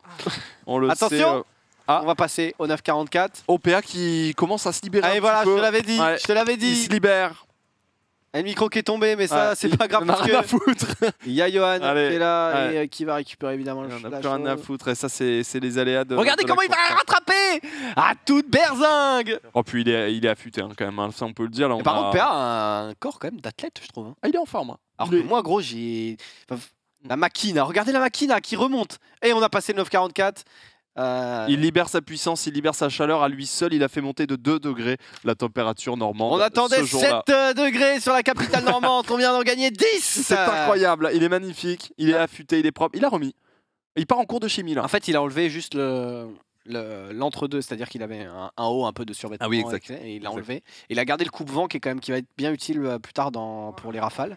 Mais honnêtement, j'avoue que PA il est affûté, je trouve. Et pourtant. Et pourtant, il a quand même arrêté le sport pendant un petit temps. Il mangeait pas non plus forcément très bien, même si je sais qu'il fait d'excellentes lasagnes. On fait effectivement d'excellentes lasagnes avec une béchamel d'une qualité exceptionnelle. Non, mais après, PA, c'est quelqu'un qui a jamais été trop loin du sport non plus, tu vois. Donc de ce côté-là, il est plutôt bien. Puis PA, c'est quelqu'un d'assez jeune aussi. Il n'a pas non plus 45 ans. Il reste très jeune, il reste très affûté. Il est à l'écoute de son. Qu'est-ce qu'ils font? Ça va, monsieur? Qu'est-ce qu'il fait? Qu'est-ce qu'il fait? C'est la prod et il va les mettre au coin. PA, 2 doigts de lui claquer. Casse-toi, putain! Ah là, c'est malheureusement des secondes de perdu. C'est compliqué, là, on le voit, hein, la région. Il va falloir sprinter pour récupérer cette bagnole. Il est remonté. C'est sublime. Hein. Et Johan, le coach de Domingo à sa gauche, hein, qui... on est effectivement juste à côté de la batterie de Chris Berg, si je puis dire. Et, c'est le nom tout à fait. Rivendi qui va nous parler de cet endroit qu'on est en train de voir justement. Rivendi, comment ça va à l'autre bout du monde? Écoutez, moi je me régale. Je suis toujours dans mon drone là en train de regarder cette petite batterie de Chris Beck. Alors on parlait juste avant de la batterie d'Asville, mais la batterie de Chris Beck, elle, fait aussi partie de ce fameux dispositif du mur de l'Atlantique. Elle est à 2,8 km de la plage d'Utah qui sera la prochaine étape de cette course. Alors c'est un emplacement stratégique sur la plage d'Utah parce qu'en fait elle a une vue panoramique sur cette future plage du débarquement. On aura le temps d'y revenir. Alors elle est beaucoup plus imposante que la batterie d'Asville puisqu'elle pouvait contenir jusqu'à 350 hommes, avait une grande portée au niveau des canons, pouvait tirer jusqu'à 30 km, c'est pour vous dire, et était composée de 22 blocos dont 22 fortifications individuelles, ce qui est quand même assez énorme. Alors en gros la batterie de Chris Beck, comment est-ce que ça... On t'écoute, Rivendi, mais c'est vrai que là, Domingo est en train de parler, effectivement. Petit changement de micro bien sûr. Alors en gros comment est-ce que ça se passait en fait, c'est donc les fameux chantiers de la TOT où en gros vous le savez les Français donc quand ils étaient occupés par l'Allemagne, il y avait certains Français qui faisaient le service du travail obligatoire, le STO. Certains partaient en Allemagne mais ce sont aussi des Français qui ont travaillé sur ces fameux blocos, donc celle de Chris Beck. Là l'artillerie de Chris Beck d'ailleurs qui a été bombardée la veille du débarquement dans la nuit du 5 au 6 juin 1944. Elle a été aussi largement endommagée et d'ailleurs cette batterie de Chris Beck a quand même tiré les premiers coups de canon du débarquement à 5h52 précises. Elle a coulé notamment un bateau américain et a touché de nombreux bateaux alliés à ce moment-là aussi, juste avant le débarquement. Le site a ensuite été repris par les Alliés 6 jours plus tard. 6 jours plus tard. Aujourd'hui, l'artillerie de Chris Beck est un musée. C'est deux passionnés qui les ont repris bien des années après la Seconde Guerre mondiale. Donc si vous voulez, quand ce sera ouvert les musées, vous pourrez aller visiter la batterie de Chris Beck pour voir un petit peu comment est-ce que ça se passait, visiter les centaines de mètres de galeries qui connectent, et vous le voyez justement, les différents blocos. Et donc c'est 400 000 mètres carrés de terrain. Donc c'est quand même un bel endroit. Et donc Chris Beck qui reste aujourd'hui qui était l'un des principaux systèmes défensifs allemands pendant cette bataille de Normandie, le débarquement justement. Donc il est en train de la longer, la PA, et il va devoir parcourir les 2,8 km jusqu'à Utah Beach, mais ça c'est une autre histoire. C'est une autre histoire. Et du coup par rapport à cet endroit-là, donc il a été pris par les Alliés après combien de temps après le débarquement, tu as dit? Après 6 jours après le débarquement, mais sans combat, parce que en fait l'officier allemand après les nombreux bombardements a décidé de battre en retraite pour protéger d'autres zones plus en retrait dans le pays normand. Donc c'est pour ça que les Américains l'ont pris sans combattre à ce moment-là. Très très fort. Merci infiniment Rivendi merci beaucoup pour toutes ces précisions aiguisées, ma foi. Et d'ailleurs pendant ces explications... Le D-board de 10 kg. Et ouais, on va passer au D-board, messieurs dames. Il en restera donc 9,44. On arrive au D-board et le BPM de... Redescendu un peu. Qui redescend un peu. Parce qu'il était à 190 tout à l'heure. Je sais pas. C'est bon, on a fait les 10. On a dépassé les 10 km, messieurs, dames. On a donc très largement dépassé la moitié de cette course. Et avec toujours une allure... Très largement. Très largement. Il reste 9 kilos. Il reste 9 kilos. Et l'allure, encore une fois, donc, qui représente l'allure moyenne depuis le début de la course, donc depuis ces 10,5 km. L'allure moyenne qui continue de monter, c'est-à-dire qu'il fait actuellement, en moyenne, sur cette course, 1 km en 5 minutes 17. Ce qui est très bon, c'est un très bon rythme. Il est toujours dans le rythme. Après, attention, BPM à peu près à mi-course, on est quand même à 184, donc il faudra faire gaffe, surtout avec le vent et tout. Pour l'instant, il gère. Je pense qu'il est capable d'aller peut-être en dessous du 3 3 minutes kilo, peut-être sur la fin de course. Ouais, sur une fin de course, effectivement, non. C'est beau, c'est beau. Mais on sent, tu vois, là, on le sent. Il cherche des excuses pour. Non, il cherche pas des excuses. Si, Xari, avoue, il cherche des. Excuse-moi. Il est un peu dans le mal. On va pas se mentir, il est dans le mal. Mais ça fait plaisir. Alors, sur un 20 bornes, je ne sais pas s'il y aura une petite phase de ravito autre que de l'eau. Évidemment, sur un marathon, c'est quand même important de se prendre. Un petit ravito, tu verrais quoi comme ravito là? Un petit gel, peut-être un peu de boisson un peu énergisante. D'ailleurs, je sais pas si t'es. Alors, je vais pas trop m'épancher dessus parce que je suis pas non plus un expert, mais il faut faire gaffe à ne pas boire que de l'eau quand tu fais un gros effort très long. Parce que il y a certains risques, c'est pas mal de boire un peu d'eau, soit des boissons énergisantes spéciales pour le sport, etc. Je sais plus comment s'appelle l'effet, mais dans le chat ils sauront sûrement ça. Il y a un vrai truc où il faut pas boire trop d'eau non plus. Et en fait, si tu bois que de l'eau, il y a des trucs un peu. Il peut te manquer du sucre aussi, quoi. Non, en gros, je crois que tu perds pas mal de sel ou de. Avec la transpiration, etc. Je crois que c'est un délire comme ça. Et en gros, tu perds des minéraux et que tu récupères pas avec l'eau, tu récupères avec d'autres trucs. En gros, ce que tu veux dire, c'est que si tu bois un peu trop, tu vas peut-être aussi beaucoup transpirer, et donc du coup, en transpirant, tu vas perdre beaucoup de choses. Attention, il parle. Après la chute, j'espère que je peux pas tout péter. Peut-être de loin, mais c'est déjà ça. Il pense au Matas, c'est un mec investi dans sa boîte forcément, il court, mais en même temps il y a toute la prod, et s'il a perdu un micro, ça fait chier, c'est des frais supplémentaires, et c'est une prod qui est gâchée, quoi. Et Clément forcément derrière qui vient fracasser l'animateur français, Domingo. Donc faut garder l'équilibre au sel, donc boisson isotonique. On le rappelle, il est quand même. Faut garder l'équilibre entre. Ah, c'est ça. Voilà. Ah, c'est ça. J'avoue que moi j'ai rarement fait des grandes distances justement parce que je n'étais pas kiff de ça, mais faut faire attention, quoi. Faire attention à pas trop boire, hein. Effectivement c'est important. Il faut faut pas faire que ça. En fait, il faut pas boire que de l'eau, mais tu peux. Il faut se ravitailler. De toute façon, dans des marathons, dans des trucs comme ça, le ravitaillement est obligatoire, hein, évidemment. Même pour les courses de vélo, tu vois, les pros, ils ont leur petite gourde, leur petit gel. Ils ont même dans le Tour de France, tu avais la besace. Hein, et les 11 km passés, pendant qu'on parle un petit peu d'eau, de ravitaillement, etc. Les 11 km, messieurs, dames, qui sont passés, et on arrive petit à petit vers l'objectif final. En tout cas, on est en dessous des 1 heure pour les 11 km. C'est clean, c'est une bonne, on va dire 11,5 km/h, on va dire à peu près. De toute façon, là, c'est ça. Régale. On est à 1 heure et on a fait 11 km. Ce qui fait. Ouais, mais non, on va arriver au 11,5 km/h, je pense. Donc 11,5. Ouais, je pense à peu près, on va arriver là-dessus.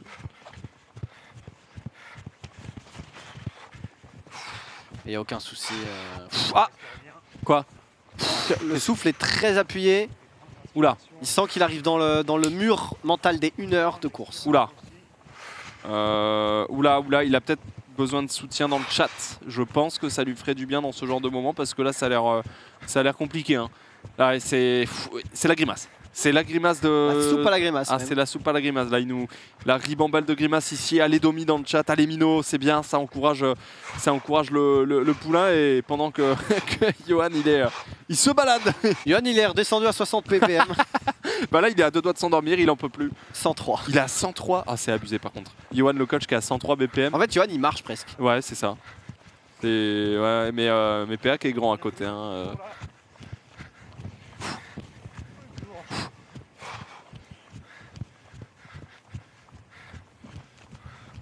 C'est beau cette ASMR respiration. Ah, c'est un ASMR assez agréable. T'es grand, t'es très grand. On voit le vent, hein, quand même. On voit le vent, ça bouge partout autour, ça bouge bien. C'est la scène de Gladiator qui a été tournée ici, je sais pas si tu te rappelles. Vraiment? Avec les épis de blé, ouais. Ça me donne un boost de soutien à toi. Tu as cru, hein. Mais ça aurait pu. Ça aurait pu, en Normandie, bien sûr, pour Gladiator. 1 million de follow, on en est où là d'ailleurs? Marais des Frepouilles, ok, mais ça ne me dit pas combien de follow on a là. Ouais, la Marais des Frepouilles, une immense classique de la Normandie qu'on aime, hein. Il manque moins de 1000 followers, n'hésitez pas à follow les amis. Et d'ici assez peu de temps, je dirais 1,5 km à peu près, on arrivera vers les plages de l'Utah, que vous connaissez peut-être, effectivement. Rivenzi viendra nous parler et nous retracer un petit peu l'histoire sous forme d'anecdote de cette plage du débarquement américain, avec tous ces bunkers, ces différents cratères d'obus, etc. C'est assez impressionnant. Bon Marais des Frepouilles, Johan qui s'en bat, hein, qui fait des petits coucous de la tête. Effectivement, on passe les 12 km. Il reste déjà plus que 7 km. On est sur 44. Du 7-4-4, effectivement. On peut voir, ouais, on arrive petit à petit justement sur les plages dont on parlait tout à l'heure.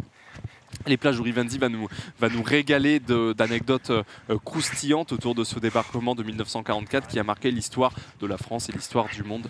Bien sûr, on voit, regarder ce petit cours d'eau sur le côté où des grenouilles magnifiques vivent au quotidien. Et ça fait plaisir. Ça fait plaisir de savoir... de la famille des batraciens. Tout à fait, des batraciens, tout à fait. Une espèce que j'apprécie plutôt pas mal. Pareil, je suis très fan des batraciens. Et d'ailleurs, on peut regarder ce poteau, un poteau normand assez classique, un poteau d'électricité finalement qui sert donc à fournir en électricité l'ensemble de la plage. Est-ce que toi, quand tu te baladais peut-être en voiture, enfin que tu étais jeune et que tes parents conduisaient, tu t'imaginais sauter de poteau en poteau, de fil en fil? Je peux pas te mentir que non, mais vu qu'on est dans une émission, je vais te dire que oui, tout à fait. Toi aussi, Xari. Non, mais moi, quand j'étais dans la route et que je me faisais chier, j'imaginais un... il y en a pas qui font sûrement ça. Sûrement, ouais. J'imaginais un personnage imaginaire, tu vois, qui glissait le long des fils et qui sautait. C'était un super-héros, tu vois. Ok. Non, moi, j'imaginais pas trop ça. Moi, j'avais pas d'imagination. Je me faisais chier, quoi. Je regardais dehors, je comptais les voitures. C'était lourd, quoi. C'était lourd. Non, ça dépendait des moments, quoi. Ça dépendait. Après, des fois, j'essayais de calculer la distance en fonction du temps qui séparait les poteaux. Je sais pas si tu vois ce que je veux dire. Ouais, exact. Tu vois, j'ai essayé de calculer la vitesse en regardant le compteur sur la voiture. Puis en fonction des poteaux qu'on passait, j'ai essayé de me dire combien sont espacés les poteaux. Petit exercice de maths comme ça, tranquillou. Pas mal. Maintenant, les gens ont des téléphones et tout, regardent des trucs. Mais moi, je suis malade en voiture derrière, donc je dois... Ça vomit, quoi. Non, mais il me faut de l'air frais, quoi. Ouais, de l'air frais, ouais. Tu ouvres les fenêtres, tu t'arrêtes, tu manges un petit sandwich. Non, surtout pas manger. Ah ouais. Mais bien regarder la route. Ouais, pas regarder le téléphone surtout. Et wow, des travaux sont à prévoir. Et après 1h05, ça... Allez, mon gars.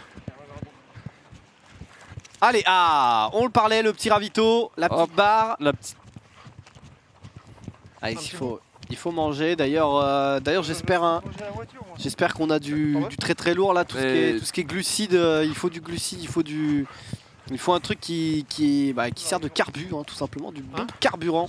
Et messieurs, dames, nous sommes quasiment 50 000 sur le live. Vous êtes quasiment 50 000. Merci beaucoup d'être au rendez-vous. Vous êtes là au bon moment, puisque là, ça va commencer à souffrir. Ça va commencer à tirer, ça va commencer à grimacer, ça va commencer peut-être même à vomir, à perdre tous ses moyens. En tout cas, on espère que ce format vous plaît, on espère que cette course vous plaît, que ce 19-44 qui mêle sport, histoire, performance et beauté, parce que Domingo est là quand même devant vous, vous plaît, que vous passez une bonne après-midi. En tout cas, moi, c'est un régal avec le Xav. La petite boisson énergétique.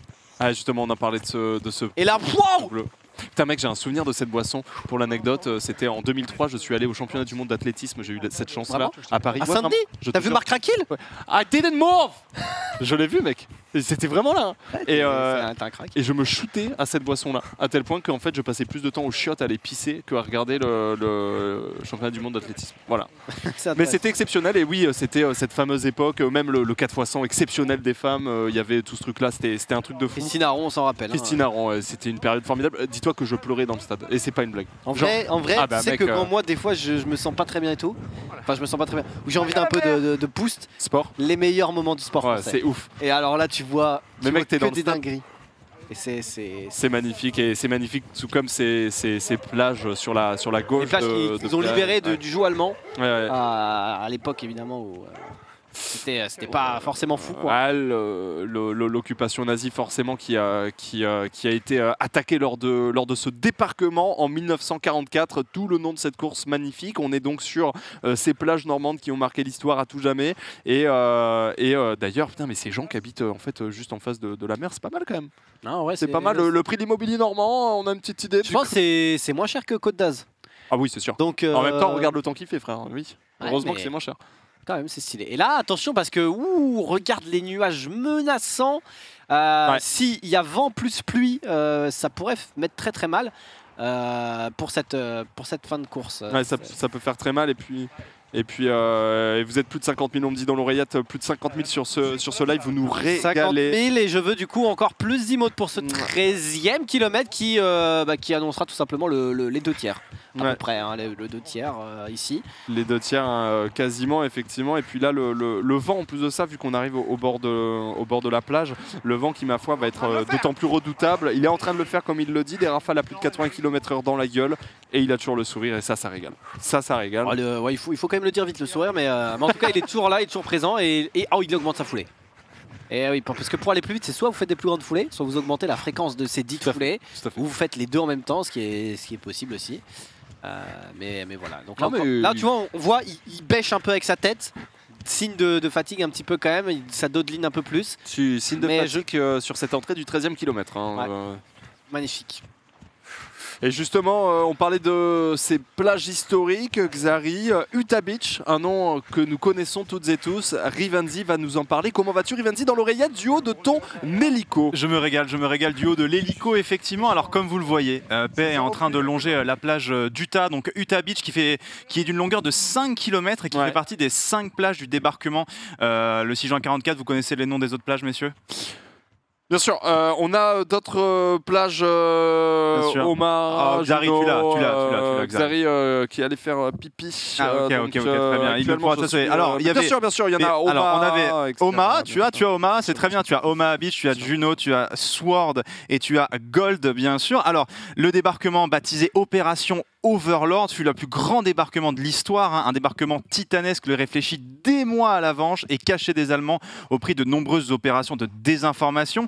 Alors, il semblait difficile pour l'état-major allemand d'anticiper un débarquement justement sur ces fameuses plages de Normandie, puisque en fait la région, pour ceux qui y sont, ils savent, il n'y a aucun port en fait d'eau profonde qui permettait à l'époque le débarquement d'hommes et de matériel à grande quantité, et pourtant le matin du 6 juin à 6h30. Ce sont près de 150 000 hommes qui furent déployés, 11 912 tonnes de bombes, plus de 7 000 navires qui furent lancés sur les plages normandes. Une opération sanglante, notamment sur la plage d'Omaha, juste à côté. En revanche, le soir du 6 juin, on ne compte entre guillemets bien sûr que 200 victimes du côté américain, grâce aux fortifications plus clairsemées du côté allemand sur la plage d'Utah et un bombardement en amont qui avait été beaucoup plus efficace sur Utah que sur Omaha, juste à côté. Donc tu veux dire que quand les Alliés sont arrivés sur cette plage-là pour le débarquement, les Allemands n'étaient pas spécialement prêts à les recevoir là précisément? Alors en gros oui, on pensait qu'il y allait avoir plus un débarquement plus au nord de la France, dans le Nord-Pas-de-Calais. Et en fait il y a une anecdote assez étonnante qui est presque rentrée dans la légende, c'est qu'en fait il y a comme je vous expliquais justement avec l'histoire de l'Américain qui était à Sainte-Mère-l'Église, là où est parti PA. Tout à fait. Eh bien il y a eu de nombreux largages en parachute qui ont été faits et les Allemands ont été pris de panique, c'est-à-dire en fait comme les largages avaient été ratés, tout le monde était dispersé côté américain. Enfin, du coup, ils se sont dit, mais attends, mais ils sont beaucoup plus, ils sont énormément. Et en fait, ils ne savaient pas si c'était une invasion, si c'était un leurre. Du coup, ils ont dit, ok, on appelle l'état-major. Et l'état-major a refusé de réveiller Hitler parce que Hitler dormait à ce moment-là. Et du coup, Hitler n'a pas donné l'ordre aux chars qui étaient postés dans les terres d'aller sur les plages. Donc, du coup, ce qui s'est passé, c'est parce que Hitler dormait. Donc en fait, il y a eu une erreur où plein de gens ont débarqué un petit peu partout, c'était pas tout à fait prévu, des parachutages dans des endroits un petit peu éparpillés, à tel point qu'ils ont cru à une stratégie parce qu'ils ne savaient pas en fait s'ils étaient en mode est-ce qu'on se fait vraiment attaquer? En fait c'est ça, est-ce que c'est un leurre ou est-ce que c'est un vrai débarquement qui commence? Et puis l'état-major a hésité, ils n'ont pas osé réveiller leur chef et donc en fait le débarquement s'est passé, il était à deux doigts de rater aussi le débarquement, faut le savoir. Notamment, petite anecdote supplémentaire aussi, le généralissime Eisenhower, donc le général Eisenhower qui gérait le débarquement, avait préparé aussi un discours de défaite au cas où le débarquement rate et parce que ça prouve tout le doute qu'il existait encore dans l'esprit des Alliés sur cette opération. D'accord, très intéressant. Autre chose que j'avais entendu, je ne sais pas trop si c'est vrai ou pas, il n'y avait pas aussi un infiltré américain chez les Allemands qui les a poussés à croire qu'il allait avoir un débarquement dans le Nord plutôt qu'en Normandie? Si, il y a eu plein de travail de désinformation. En fait, c'est ce qu'on a appelé l'opération Fortitude. C'était l'opération de désinformation des Alliés pour justement permettre de cacher les pistes de où pouvaient arriver les Alliés. Et notamment dans cette opération, il y avait justement des espions qui donnaient de fausses infos sur un possible débarquement dans le Pas-de-Calais. Mais il y avait aussi sur la côte très proche du Pas-de-Calais, juste en face, dans le sud-est de l'Angleterre, il y avait des tanks et des avions espions gonflables qui avaient été mis en place. Et du coup, quand les Allemands survolaient l'Angleterre, ils disaient mais attends, mais il y a des tanks qui se préparent juste là. Alors qu'en fait, c'était des leurs aussi. Ouais, incroyable stratégie. C'est tellement bien joué. C'est du brain pur. Et pendant ces... Merci beaucoup, Rivenzi, évidemment, pour ces interventions qui sont, ma foi, magnifiques, tout comme la barbe de Rivenzi, en fait. Et tout comme d'ailleurs... Comme le sourire de notre coach. Il est heureux. Il est heureux de voir son poulain bien. Il est bien là, je trouve. PA. Enfin, ouais, je sais pas. Après, est-ce que ce serait pas le rictus de douleur, tu vois? C'est à la mer tous les mois.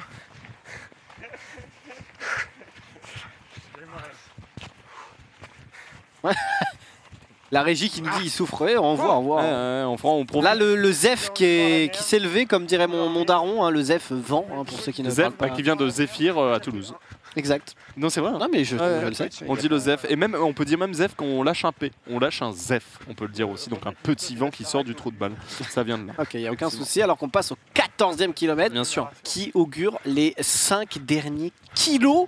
5 derniers kilos. Ouais, 5 derniers kilos. Et là c'est le mental qui va suivre. Maintenant, c'est le mental qui va devoir prendre un peu la relève sur les 5 derniers kilos. Ah ouais, tu penses que là, c'est plus du physique, c'est du mental. Là, c'est de la... En fait, c'est-à-dire qu'au début, c'est le physique qui tank. Là, c'est le mental qui va tanker. Parce que là, physiquement, je pense que ça commence à être très très compliqué. Surtout que je crois que là, il s'aperçoit qu'il n'y a pas encore les 1 million de followers. Donc là, mentalement, c'est assez difficile. Ouais. Et on vient de passer les 14.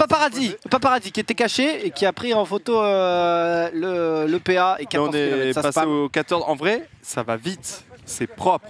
On est à 1h15 quasiment de course, plus de 14 km qui sont faits, une allure moyenne de à peu près, on va dire... 5-20 qui n'a pas changé. Hein. Ouais, c'est très très beau. 11,3 km/h à peu près dans l'idée. Il est assez régulier cet homme-là, on est à 187 BPM et comme vous le voyez, on est toujours donc sur ces plages du débarquement qui donnent, ma foi, un paysage assez magnifique. C'est très très stylé. Après, c'est vrai que le vent est de la partie. Sur ces plages, on y fait notamment du, je sais plus comment ça s'appelle, mais tu sais, le char à voile. Ça s'appelle char à voile, je crois. Ouais, c'est le char à voile. Tout simplement. Je crois que c'est le char à voile. C'est très stylé. On en fait beaucoup là? On en fait pas mal, ouais. T'es déjà allé un petit peu en Normandie? Pas en Normandie, mais aux abords. Ouais. Aux abords de la Normandie. C'est vraiment pas mal, ouais. Mais ça régale. Hein. Et là, on voit, il y a plusieurs teintes de couleurs. Souvent au début, on est normal, on va dire, jusqu'au 5e kilo. Du 5 au 14, il était plutôt blanc, un petit peu blanc. Et là, ça repart au rouge. Peut-être rouge, ouais. Et là, le rouge, ça veut dire aussi que ça monte. C'est vraiment la fin là. Le cœur qui est en train de pomper tout le sang et on passe la barre fatidique des 190 BPM. C'est assez monstrueux et messieurs dames vous êtes 55 000 sur le live, c'est monstrueux ce que nous sommes en train de produire ensemble et ces images magnifiques, cette réelle sublime, honnêtement Théo Clément t'as fait un taf monstrueux, tu nous régales. Tu nous régales. D'ailleurs petite question pour la régie, on a vu que il y avait une voiture hein, évidemment qui filmait ici notre concurrent, vous n'avez pas eu de soucis, la route est pas déserte parce que là... Bah peut-être qu'il n'y a personne ici quoi. Vas-y, réponds mon ami. Bien sûr. Ah, 2 secondes, il est en train de chercher un micro. C'est vrai que là, il n'y a personne qui passe. Quoi. Bah, il s'est fait doubler 2-3 fois, mais on n'a pas eu trop de soucis parce que j'avoue que sur une route un peu plus compliquée, c'est quand même une voiture qui va à 15 km/h, enfin 12 km/h plutôt. Oui, j'avoue. Qui bloque juste ça le peut passage, bloquer un peu tout. Juste, oui, tout à fait. Oui. Alors Théo, vas-y, peut-être tu as la réponse. 5 bornes, putain. Est-ce que vous m'entendez dans le live? Ah, sur le live, nous on t'entend, oui, c'est sûr. Normalement c'est tout bon. Du coup, c'était quoi vos questions? Non, mais comment ça s'est passé pour mettre en place un petit peu le dispositif en termes de logistique, quoi, même avec la voiture qui va quand même qu'à 12 bornes de l'heure, ouais. Ouais, il y avait plusieurs voitures. On était en convoi en fait, et il y avait en fait 3 voitures devant. La dernière qui les filme, du coup là c'est les images qu'on est en train de voir. La voiture de devant dans laquelle j'étais, qui servait de voiture ravitaillement, donc des fois qui leur donne des bouteilles, des petites barres de céréales, ce genre de choses, etc. Et encore devant, il y avait une voiture normalement qui était là pour prendre des plans de drone de PA pendant la course. Mais malheureusement on n'a pas pu parce que comme vous le disiez, il y a des rafales de 80 km/h devant et donc c'est des conditions dans lesquelles on ne peut pas faire décoller un drone. Et pour ce qui est des voitures qui passent et le fait qu'il y ait peu de monde, en fait c'est surtout qu'on a choisi un coin de France où il n'y a pas beaucoup de monde de base et que quand tu roules à 10 km/h, t'es pas très difficile à doubler en fait. Donc les quelques voitures qu'on a croisées ont pu nous doubler sans trop de difficultés. Merci pour ces insights qui font toujours plaisir. En vrai, l'envers du décor, on a vu quand même le système de... Alors je sais pas si c'était du scotch ou je ne sais quoi pour la caméra, mais c'était assez impressive. Impressionnant. Et là je me dis, c'est un petit message pour peut-être PA, mais je me dis qu'une réelle course. 20 streamers là qui courent.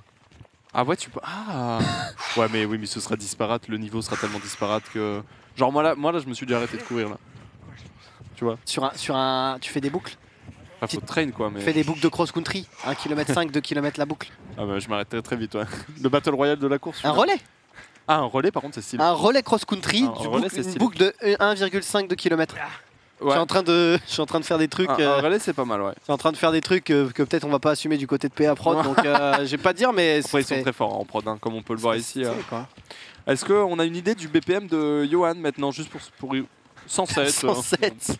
Oui, vraiment, il montera pas plus haut. Hein. Je crois que.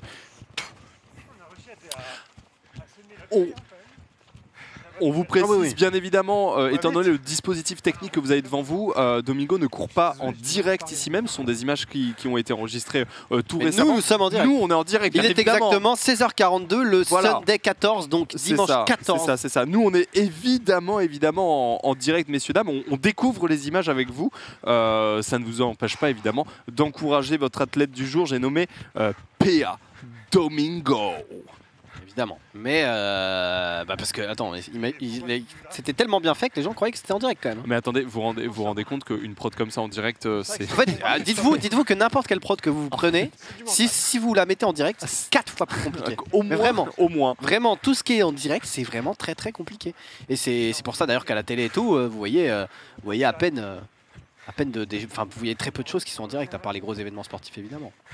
Et encore. En télé, c'est du direct. Voilà, direct.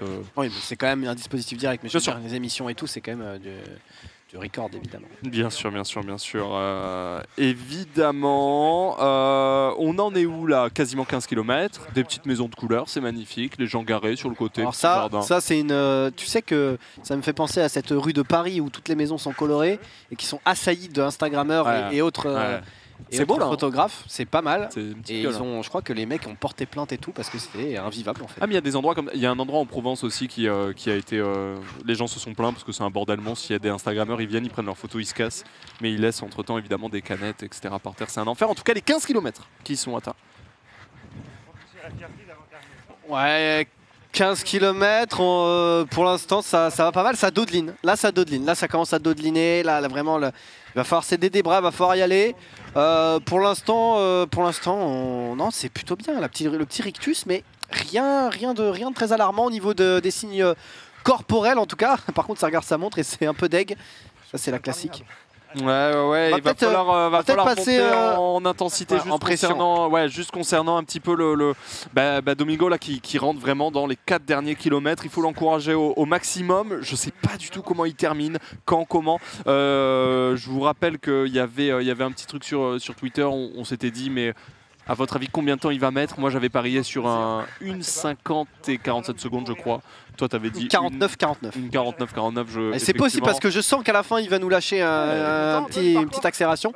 Là il nous reste 4 kilos dans quelques temps. 4 kilos ça ferait... Ouais, ça va être dur pour mon temps quand même.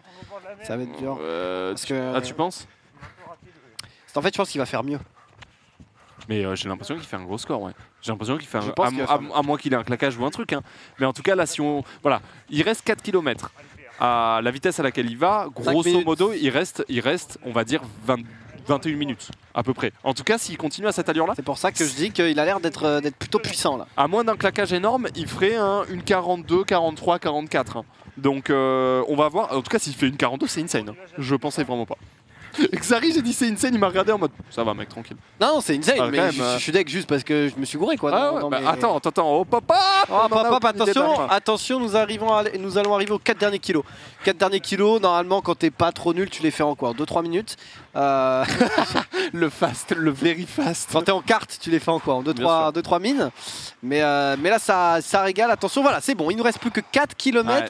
Et là, regardez, là, ça se sent, il commence à pousser un petit peu. Il pousse un petit peu et on est quasiment à 190 BPM, enfin en tout cas 186, 187 là maintenant, c'est énorme. c'est énorme et ça fait un petit moment qu'il a dépassé la barre des 180 BPM. Donc on va dire va falloir, dans le chat, il va falloir commencer à spammer un petit peu les emotes, quelles qu'elles soient, pour encourager la bête. la bête du Gévaudan, hein, ici qui est en Normandie, donc c'est pas exactement pareil, mais quand même. Oh, regarde-moi cette petite maison au mur noir et au petit volet orange. Ouais, on voit des couleurs assez originales de sur ces côtes normandes, effectivement. Beauté. De toute beauté. Et là, on arrive sur un moment où il se tape bien. On le voit pas trop ici parce que les images le montrent. Enfin, ça se voit difficilement, mais là, il y a un vent avec des rafales de plus de 80 km/h qui lui fracassent la gueule parfois. Voilà, on précise quand même, hein, juste comme ça. Et là, il va manger un. On voit d'ailleurs le coach ne l'aide pas trop. Il en a rien à foutre. Il en a plus rien à foutre. Non mais il ne l'aide pas trop. Je veux dire au niveau du vent. Devant ou quoi, tu veux dire? Au niveau du vent, il le laisse vraiment en solo. Bah, c'est propre, hein. Moi j'aime bien justement, c'est un défi aussi solo qui l'a mené PA, mais il avait besoin d'un coach pour ça. Donc, Alors, en vrai, quand t'as un mec qui te pousse, je vais pas te mentir, moi quand j'ai fait la prépa Paris marathon, des fois j'avais la flemme et t'avais le coach qui disait t'as fait combien aujourd'hui et tout, j'étais en mode ah j'ai pas fait mec, et là tu te prends un taquet quand même. Ouais, bah, les coachs ça sert pas à rien effectivement. Et attention là ça ralentit un tout petit peu. Oula. Oh non. Il a pris de la hauteur. Oh, il a pris de la hauteur. Il est exceptionnel. Regardez-moi ça, cette montée monstrueuse sur les marches de ces pelages magnifiques. Oh, l'aigle royal. Oh, il s'envole. Oh, il s'envole pour ces 4 derniers kilomètres. Il a décidé de prendre de la hauteur sur les choses. Il a décidé, messieurs, dames, de regarder l'horizon. L'égérie de la France ici. L'égérie de la France, l'égérie Adidas. Et il propose à son coach de monter aussi, hein, parce qu'il veut s'envoler à deux. Il veut pas s'envoler seul. C'est beau, hein. C'est beau. Magnifique. Après, par contre, il prend peut-être un peu plus le vent. Je sais pas si le vent est vraiment de full face ou pas. Je pense que c'est un cauchemar. D'ailleurs, petite quand même précision, mais c'est vrai qu'on est évidemment c'est la Normandie, hein, on est sur du plat. Ce qui quand même, on va dire, met quand même pas mal. Parce que je vais pas te mentir que les montées, quand t'as du kilo dans les pattes, et les descentes. Ça te tue. Il y a moins de 50 mètres de dénivelé sur tout le parcours. C'est vrai que les descentes, il faut. C'est horrible les descentes. Hein. J'adorais les descentes. Moi. Ah ouais. J'adorais les descentes. Tu te laisses aller et tu rattrapes les mecs qui. En fait, le problème c'est que les descentes, c'est qu'il faut vraiment que tu te laisses aller. Ouais, mais pas tant que ça. Faut retenir aussi. Non, parce que plus tu retiens, plus tu perds de la vitesse et tout. Après, c'est moins si tu retiens pas, c'est techniquement dangereux, mais quand tu te laisses aller, gros, tu pars. C'est magnifique, les descentes c'est magnifique. Bah écoute, moi j'ai plutôt du mal sur les descentes. Par contre, j'ai pas de mal avec mon ami Rivanzi qui devrait revenir pour nous parler d'un endroit qu'on va croiser qui est assez important. C'est ce qu'on appelle le mémorial 2B. Pourquoi c'est si important? Pourquoi est-il si connu alors qu'on vient de dépasser les 16 km pour Domingo. C'est magnifique, 3 km 44 restants pour Domingo. Oui Rivanzi, qu'est-ce que ce mémorial 2B? Alors c'est pas un lieu où on va passer, c'est le lieu de l'arrivée, mon cher Ponce, parce que c'est le monument, c'est le mémorial de la 2e DB, de la 2e division blindée. Alors le but, c'est évidemment. Mais donc on va y passer. On va y passer pour arriver, pour terminer. Exactement, pour terminer, c'est le lieu d'arrivée choisi évidemment par PA et ses équipes. Alors ce monument célèbre deux choses, le débarquement déjà du 6 juin 44, mais également l'arrivée de la 2e division blindée menée par le général Leclerc. Alors la 2e division blindée, c'est très certainement la division française la plus connue aujourd'hui de la Seconde Guerre mondiale. Elle est menée justement par un certain Philippe de Hotlotte qui avait pris le pseudonyme Leclerc pour protéger sa famille restée en France. Tout à fait. Le crack mondial, pas du tout. Et si, tout à fait. En fait, la division Leclerc, elle a fait ses armes en Afrique et elle est composée d'ailleurs de Français libres, donc venant de la métropole, mais aussi de combattants de l'armée d'Afrique, donc des Algériens, des Marocains, des Tunisiens. Elle débarque, elle, un mois après le débarquement. Et en fait, la 2e DB est restée célèbre puisqu'en fait, cette 2e division blindée est arrivée à Avranches, puis ensuite elle est passée par Le Mans, Alençon, et c'est tout simplement cette 2e division blindée qui est arrivée la première à Paris, c'est-à-dire que les Parisiens ont été libérés par la division du général Leclerc le 25 août 1944. Ils auront d'ailleurs poussé leur effort jusqu'à Strasbourg en novembre 44, donc c'est pour ça que la 2e division blindée est restée aussi dans l'histoire pour son général Leclerc, devenu maréchal à titre posthume, et pour être la division qui a libéré Paris. Incroyable. Paris outragé, mais Paris libéré, évidemment. Ça régale. Hein. Petite info supplémentaire aussi, sachez que la deuxième division blindée, le 4 mai 1945, est, selon l'histoire, la première à être arrivée à Berchtesgaden et la première à être rentrée dans le nid d'aigle d'Hitler, donc dans son repère. Donc il y a plusieurs divisions américaines et françaises qui se battent un petit peu pour ce record, entre guillemets, mais la 2e division blindée n'en est pas loin en tout cas. Donc là, nous avons affaire à on arrivera à la fin de ces 19 km/44 sur justement ce mémorial 2B, donc exactement, de cette division qui a marqué l'histoire de la France à tout jamais. Est-ce qu'on a des petites anecdotes sur le général Leclerc par exemple? Est-ce que c'était un couche-tôt, un lève-tard? Général Leclerc, donc, qui était l'un des chouchous du général de Gaulle, parce qu'en fait c'était un général qui était très proche de ses hommes, qui notamment a fait ses faits d'armes en Libye face à l'armée italienne de Mussolini, alors qu'il était sous-équipé, alors qu'il n'avait à ce moment-là même pas de char. Il a réussi avec seulement 300 ou 400 hommes à aller prendre des positions italiennes qui étaient pourtant très bien gardées, et c'est à ce moment-là qu'il est un petit peu rentré dans la légende. Et ensuite c'est les anciens combattants, comme il est décédé en 1947, le général Leclerc, dans un crash d'avion en Afrique du Nord. Et en fait les anciens combattants ont maintenu la légende du général Leclerc, et c'est pour ça que il existe une sorte presque de mythe autour de cet officier français. Très bien, merci beaucoup Rivendi pour ces précisions d'une... C'est beau le contexte historique de cette course, mais on va pas se mentir, là c'est aussi tout d'abord une course et une pression contre soi-même, et on est dans les 3 derniers kilos. 3 derniers kilos, il va falloir monter un peu la sauce là. Dans le chat, je veux un maximum de dons, un maximum d'abonnements, un maximum de follow, je le rappelle. Non mais oui, vous êtes plus de 55 000 à soutenir Domingo dans son effort. Effectivement, envoyez un maximum de cœur dans le chat pour Domingo, un maximum de... Il parle d'ailleurs. Il parle vraiment là? Non. Si. Qu'est-ce qu'il dit? Voilà. Ok, il a du mal. Il a du mal. En même temps, il reste moins de 3 km. Là, il va se défoncer. Il reste. Alors, on est à 1h30 d'effort. Ouais. 1h30 d'effort, 16,76 minutes kilomètres parcourus. Je pense qu'il va éclater largement tous les scores qu'on lui avait prédits, puisque moi j'avais dit 1h49 et il lui reste que 3 km. Ah, c'est dingue, hein. Donc en théorie, il lui resterait une quinzaine de minutes maximum de course. Sachant que je sens qu'il va mettre un petit coup de collard. Tu penses? Un petit coup de collier. Est-ce que là vous pensez, messieurs, dames, que Domingo est capable vraiment de mettre un dernier coup de collier comme ça avant la fin? Peut-être, si on se passe peut-être dans le chat, peut-être qu'il nous entendra de l'au-delà. Ah non mais en vrai je me demande vraiment, tu vois, est-ce qu'il va arriver vraiment à mettre le coup, à se dire vas-y, il reste 1 km, j'en ai rien à foutre. Je pense qu'au mental il peut y aller, il faut juste follow, on le rappelle, la chaîne pour lui donner un maximum de puissance, sachant qu'il arrivera, il court à 12, 13, 4, 15, 16 km/h. Non, là il est actuellement à 13 km/h et 12 pardon, ce qui est donc quand même 1 km/h de plus que ce qu'il avait l'habitude de faire sur cette. Là ça se voit. De toute façon ça se voit qu'il accélère. Ah, il accélère un petit peu. Ça se voit parce que là le coach est à 120 BPM, donc il est au fond. Le coach est dans le mal, le coach il décroche le coach. Ah, le coach qu'on a rien à foutre d'être décroché. Regardez le coach qui est décroché. Ah, le tag magnifique sur le côté là, comme vous pouvez le voir. C'est un blocos avec un tag sublime. Tag sur la liberté. C'est un tag qui définit justement cette histoire de liberté, avec des ballons qui s'envolent dans le ciel, un petit peu comme des colombes qui libéreraient le monde et qui partageraient l'amour partout. Et justement Domingo qui sourit face à ça. Et le coach qui vient au prix d'efforts surhumains de recoller à PA. Ça va être très très compliqué d'aller chercher. PA qui remet une accélération ici. C'est très très beau ce qu'on voit. On rappelle, seul Alain Mimoun ici avait réussi à le battre. Il se met à pleuvoir, les éléments sont contre lui, les 7 plaies d'Égypte qui n'arrêteront pas notre PA national. Tandis qu'on me dit dans l'oreillette que les 17 km ont été atteints, mais aussi les 1 million de followers, ce qui en fait la chaîne française la plus suivie au monde. Non, mais quand même, on est quand même pas mal. Ils sont très peu, ils se comptent sur les doigts d'une seule main. Ah oui. Ceux qui ont dépassé cette barre mythique du million de follow. On rappelle que Ponce lui en est qu'à 947 000 je crois au niveau des follow. Pas du tout, mais ça fait plaisir d'être avec toi, des 7 légendaires quand même. Je suis ravi d'être avec toi aussi Xari pour cet après-midi exceptionnel et fort agréable en présence de Johan, de Domingo qui nous propose ici oui, messieurs dames, en fait une prouesse technique. Une prouesse technique devant quasiment 60 000 personnes. Physique.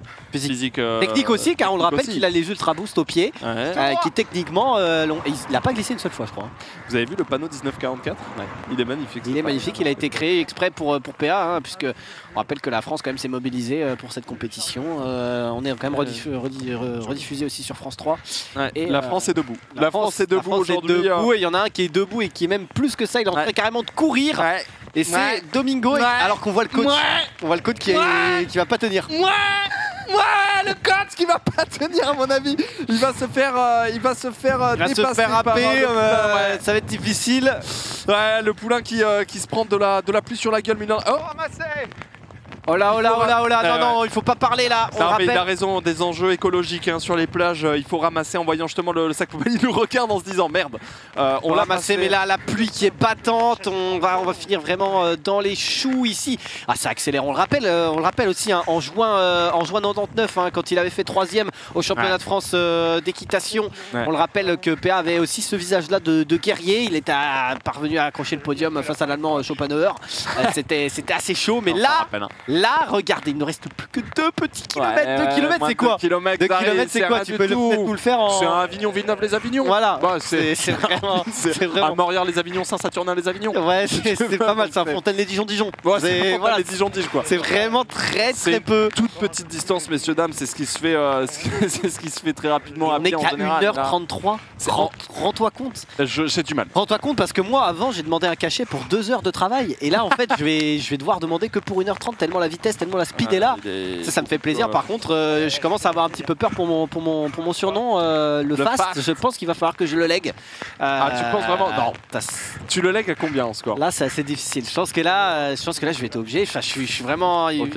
Il va falloir que je regagne ce titre avec un match, peut-être un combat dans l'octogone, parce que là, ça risque d'être très compliqué. Ça se terminera à l'octogone, effectivement. Rappel. Et là, regardez, là, ça dodeline, là, ça va chercher au plus profond de soi l'énergie du désespoir, l'énergie du mental. Il faut le soutenir là parce que c'est ces 2 derniers kilomètres qui vont être fatals si vous voulez tout savoir au niveau du chrono en tout cas en termes de vitesse.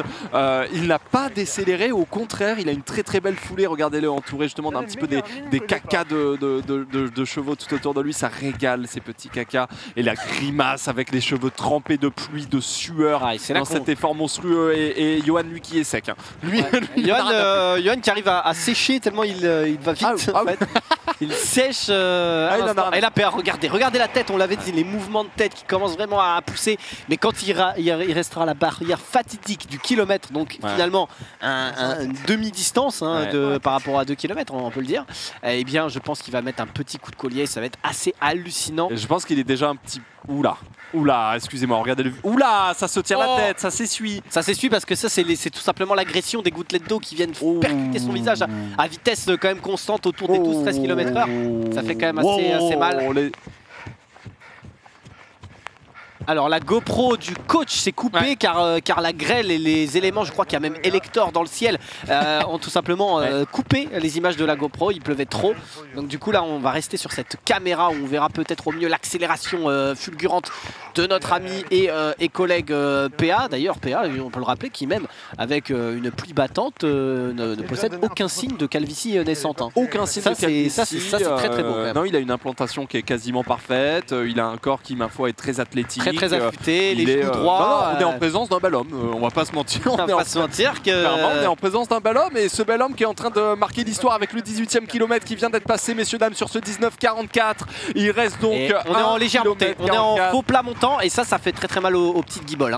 Les guiboles magnifiques de cet athlète sublime. Regardez-moi ces mollets affûtés. Johan qui s'écarte un peu pour nous laisser justement contempler Ok, il se rapproche, excusez-moi, c'était juste un pont, en fait ça n'a aucun rapport. Je pense qu'il y a eu juste une vague d'énergie qui l'a repoussé. Je pense tout simplement. Je pense que c'était une petite vague d'énergie parce que là, oula, ça s'essuie un petit peu les mains, ça se touche un peu. Et je pense que c'est l'heure de l'annonce.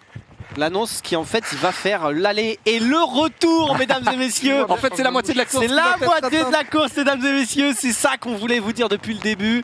Et là on voit que la nouvelle qui est mal passée là chez PA. Ah ouais, non, PA c'est dur là. Il vient de nous entendre justement et ça m'a l'air compliqué. Il nous a cancel, on est coupé, on n'est plus à l'antenne. On est coupé, en tout cas merci d'avoir suivi. Allez, il reste bientôt, on est bientôt à la fatidique ligne. On arrive quasiment sur le dernier kilomètre, mais pas encore tout à fait, avec les 190 ppm qui sont passés, avec la plage magnifique encore une fois sur le côté de l'écran. On remercie l'ensemble de la Pape Prod d'avoir mis en place ces images sublimes qui représentent ma foi peut-être l'un des meilleurs moments de ma vie que je suis en train de vivre, Xari. C'est littéralement dans le top 3, juste derrière ton anniversaire à Bezac qui avait été assez exceptionnel, on le rappelle, en 97. C'était assez dingue effectivement, mais en tout cas 1h37 d'effort, il ne reste plus qu'un kilo. Alors là tous les temps vont être dépassés, vont être pulvérisés. Moi je me fourvoie parce que je voulais gagner ces ultra boosts. Et je les aurais pas avec mon 1,49. Une 49, il faudrait que je lui coupe les jambes là. Il faudrait que tu lui coupes une jambe. Parce que là, s'il continue vraiment à cette allure-là, messieurs, dames, il risque de faire un score du type une 43, quoi. Là, c'est une 43. Là, j'ai eu un appel quand même des meilleurs coureurs français. Ils me disent de le stopper. Hein. Parce qu'il Benoît Z lui-même, je sais pas si tu te rappelles de cet homme qui est quand même très fort en marathon. Bien sûr. M'a dit qu'il avait tout simplement découvert le Petit Prince de la course à pied française. On l'a devant nous, messieurs, dames. Vous êtes actuellement plus de 60 000 à contempler le Petit Prince de la course française. Et il ne reste plus que 1 kilomètre d'ici. Ouais. D'ici maintenant, c'est ça y est, 1 kilomètre le dernier kilomètre. Est-ce que Johan va lui dire? Oh là là, non, on masque le chronomètre. On va masquer le chrono pour un petit peu plus de suspense. On masque le chronomètre pour le suspense. Je pense qu'il finit en 1:30. T'es sûr? Trop con. Je pense qu'il va tellement aller vite qu'il va remonter le temps. Oh, regarde l'accélération. L'accélération ici est franche. Est-ce qu'il lui a dit Johan pour ce dernier kilomètre? Oui, t'inquiète pas, je pense qu'il est au courant.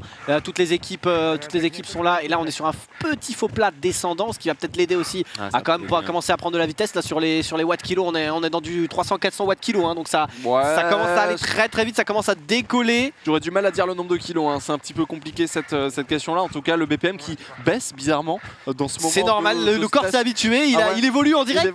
Il évolue en direct. Je crois qu'il va passer Super Saiyan 3. Super PA3. Et là, c'est très très beau. Les 800 derniers mètres, c'est magnifique ce qui est en train de se passer. Messieurs, dames, on est en train de le vivre. Et il lui faut beaucoup d'encouragement dans le chat. Regardez la douleur qui se réveille. Allez, t'es grand. T'es grand, PA. T'es grand. T'es très grand. Tu sais que c'est le dernier kilomètre. C'est maintenant ou jamais, PA. On veut pas te voir t'arrêter. C'est maintenant. En plus, regarde-moi ce paysage normand magnifique, ces images sublimes. Un Johan qui en a rien à foutre. Il tient la came tranquille. Johan qui est passé en dessous des 50 BPM. Il va tellement pas vite qu'il risque de mourir. À 2 doigts d'une sieste de son côté, il n'y a aucun problème.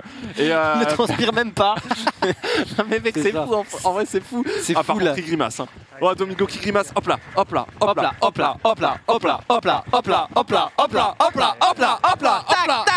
Tac. Aïe, c'est beau. Ça, il regarde sa montre. Il regarde son temps, son score. Les vaches sublimes normandes. Les vaches qui semblent être carrément arrêtées tellement la vitesse est exceptionnelle. Je sais pas si vous avez vu la série The Flash.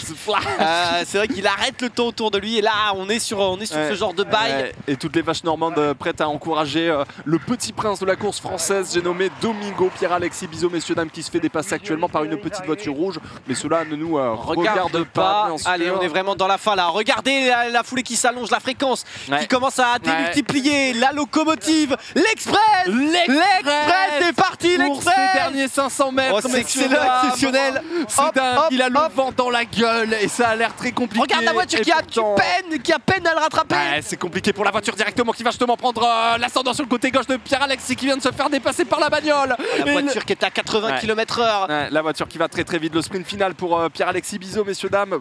Domingo sous vos cieux qui il va le faire, il va pas réussir à le faire. On n'a plus aucune info de la TH. Mais je pense qu'on est à quelques centaines de mètres. On parle du dernier virage, on me dit à la régie, alors que j'ai vu quelques vaches qui faisaient même des dabs. Là de joie. Elles sont magnifiques ces vaches, plus de 62 000 personnes, messieurs dames, pour soutenir Domingo dans cet ultime effort. Alors qu'on a fait venir l'orchestre, la musique épique qui est là pour l'accompagner. Domingo, il va le faire. Il pousse, il tire. C'est magnifique ce qu'il fait, c'est magnifique. Alors peut-être. Il va le faire. Allez, accélère. Moi j'aimerais bien un dernier sprint là. Accélère, mais il est déjà en accélération. Regarde, on nous filme pas les jambes, mais là ce qu'on voit pas c'est qu'on est à une fréquence assez hallucinante. On est dans du 30-40 foulées minutes. Ouais, c'est magnifique ce qu'il est en train de faire et en tout cas il est en train de produire un contenu qui est nettement supérieur à ce que je pensais qu'il allait faire à la base. Ouais, bah là il est sous la barre des 1h45, ça c'est sûr et certain. C'est sûr et certain qu'il fera moins d'1h45, c'est sûr. Il reste 200 mètres, le coach qui commence à lâcher. Regardez la grimace du coach, il est obligé de ravaler sa salive tellement la puissance est phénoménale.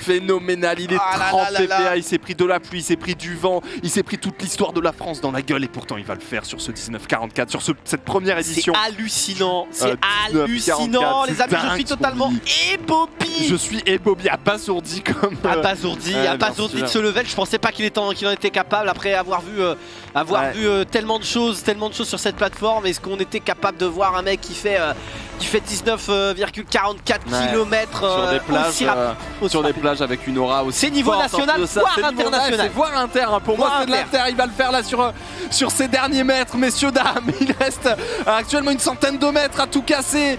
Un peu plus, peut-être 120. De toute façon, il va tellement vite qu'on n'arrive pas à voir. On n'arrive pas à calculer là. C'est difficile. Essayer de prendre des repères, peut-être de vision, des balises. Ouais, des balises peut-être. Il va falloir actionner le frein quand on passe la ligne pour pas se prendre la barrière dans la tête. Ouais, il va falloir un petit peu y aller sur ces derniers instants de course, messieurs, dames. En tout cas, merci beaucoup d'avoir suivi ça et de l'avoir encouragé, parce que là, dans ces derniers moments, on se pose la question, est-ce qu'il va le faire? Comment il va le faire? Comment ça va se passer? Quel va être le temps? Je n'en sais rien. Regardez l'accélération! Le sprint final est lancé! C'est difficile! Oh là là, la tenue est très compliquée ici! Il accélère, c'est le tour de dernier Johan qui l'encourage, on peut peut-être écouter peut-être. Il dit plus rien. Aïe. On a pas mal plus vite. On a juste besoin d'aller au bout. Oh non. Allez, on voit l'arrivée. Oh non, on voit l'arrivée. Il le voit. Une belle arrivée. Allez, il le voit. Il accélère. Il ferme les yeux. Allez PA. On court. On y va. Ah si, j'ai trop envie qu'il se tape une déterre. Allez. Il pleut même plus. Il pleut plus, il a arrêté le temps. Mais la météo. Il gère la météo et le temps comme personne, cet athlète d'exception, messieurs, dames. Vous êtes plus de 65 000 pour le voir franchir la ligne d'arrivée, vers laquelle on va arriver d'ici quelques secondes, messieurs, dames. Et on va découvrir son temps exceptionnel, à mon avis, en tout cas beaucoup moins que ce qu'on pensait. C'est dingue. Allez, il a une belle foulée pour cette fin de course. Oh, regardez le coach. Le coach qui peut plus. Ah, le coach qui peut plus.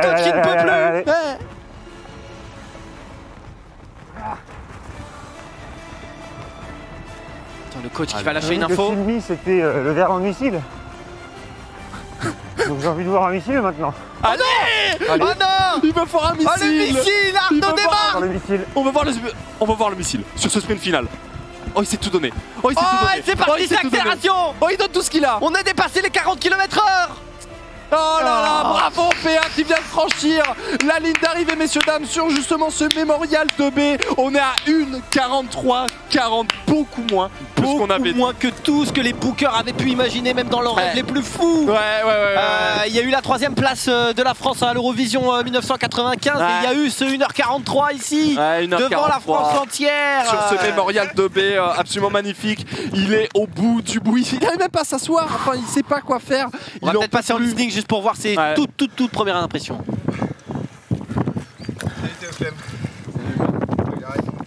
Seul le vent arrive encore à parler avec lui. 45,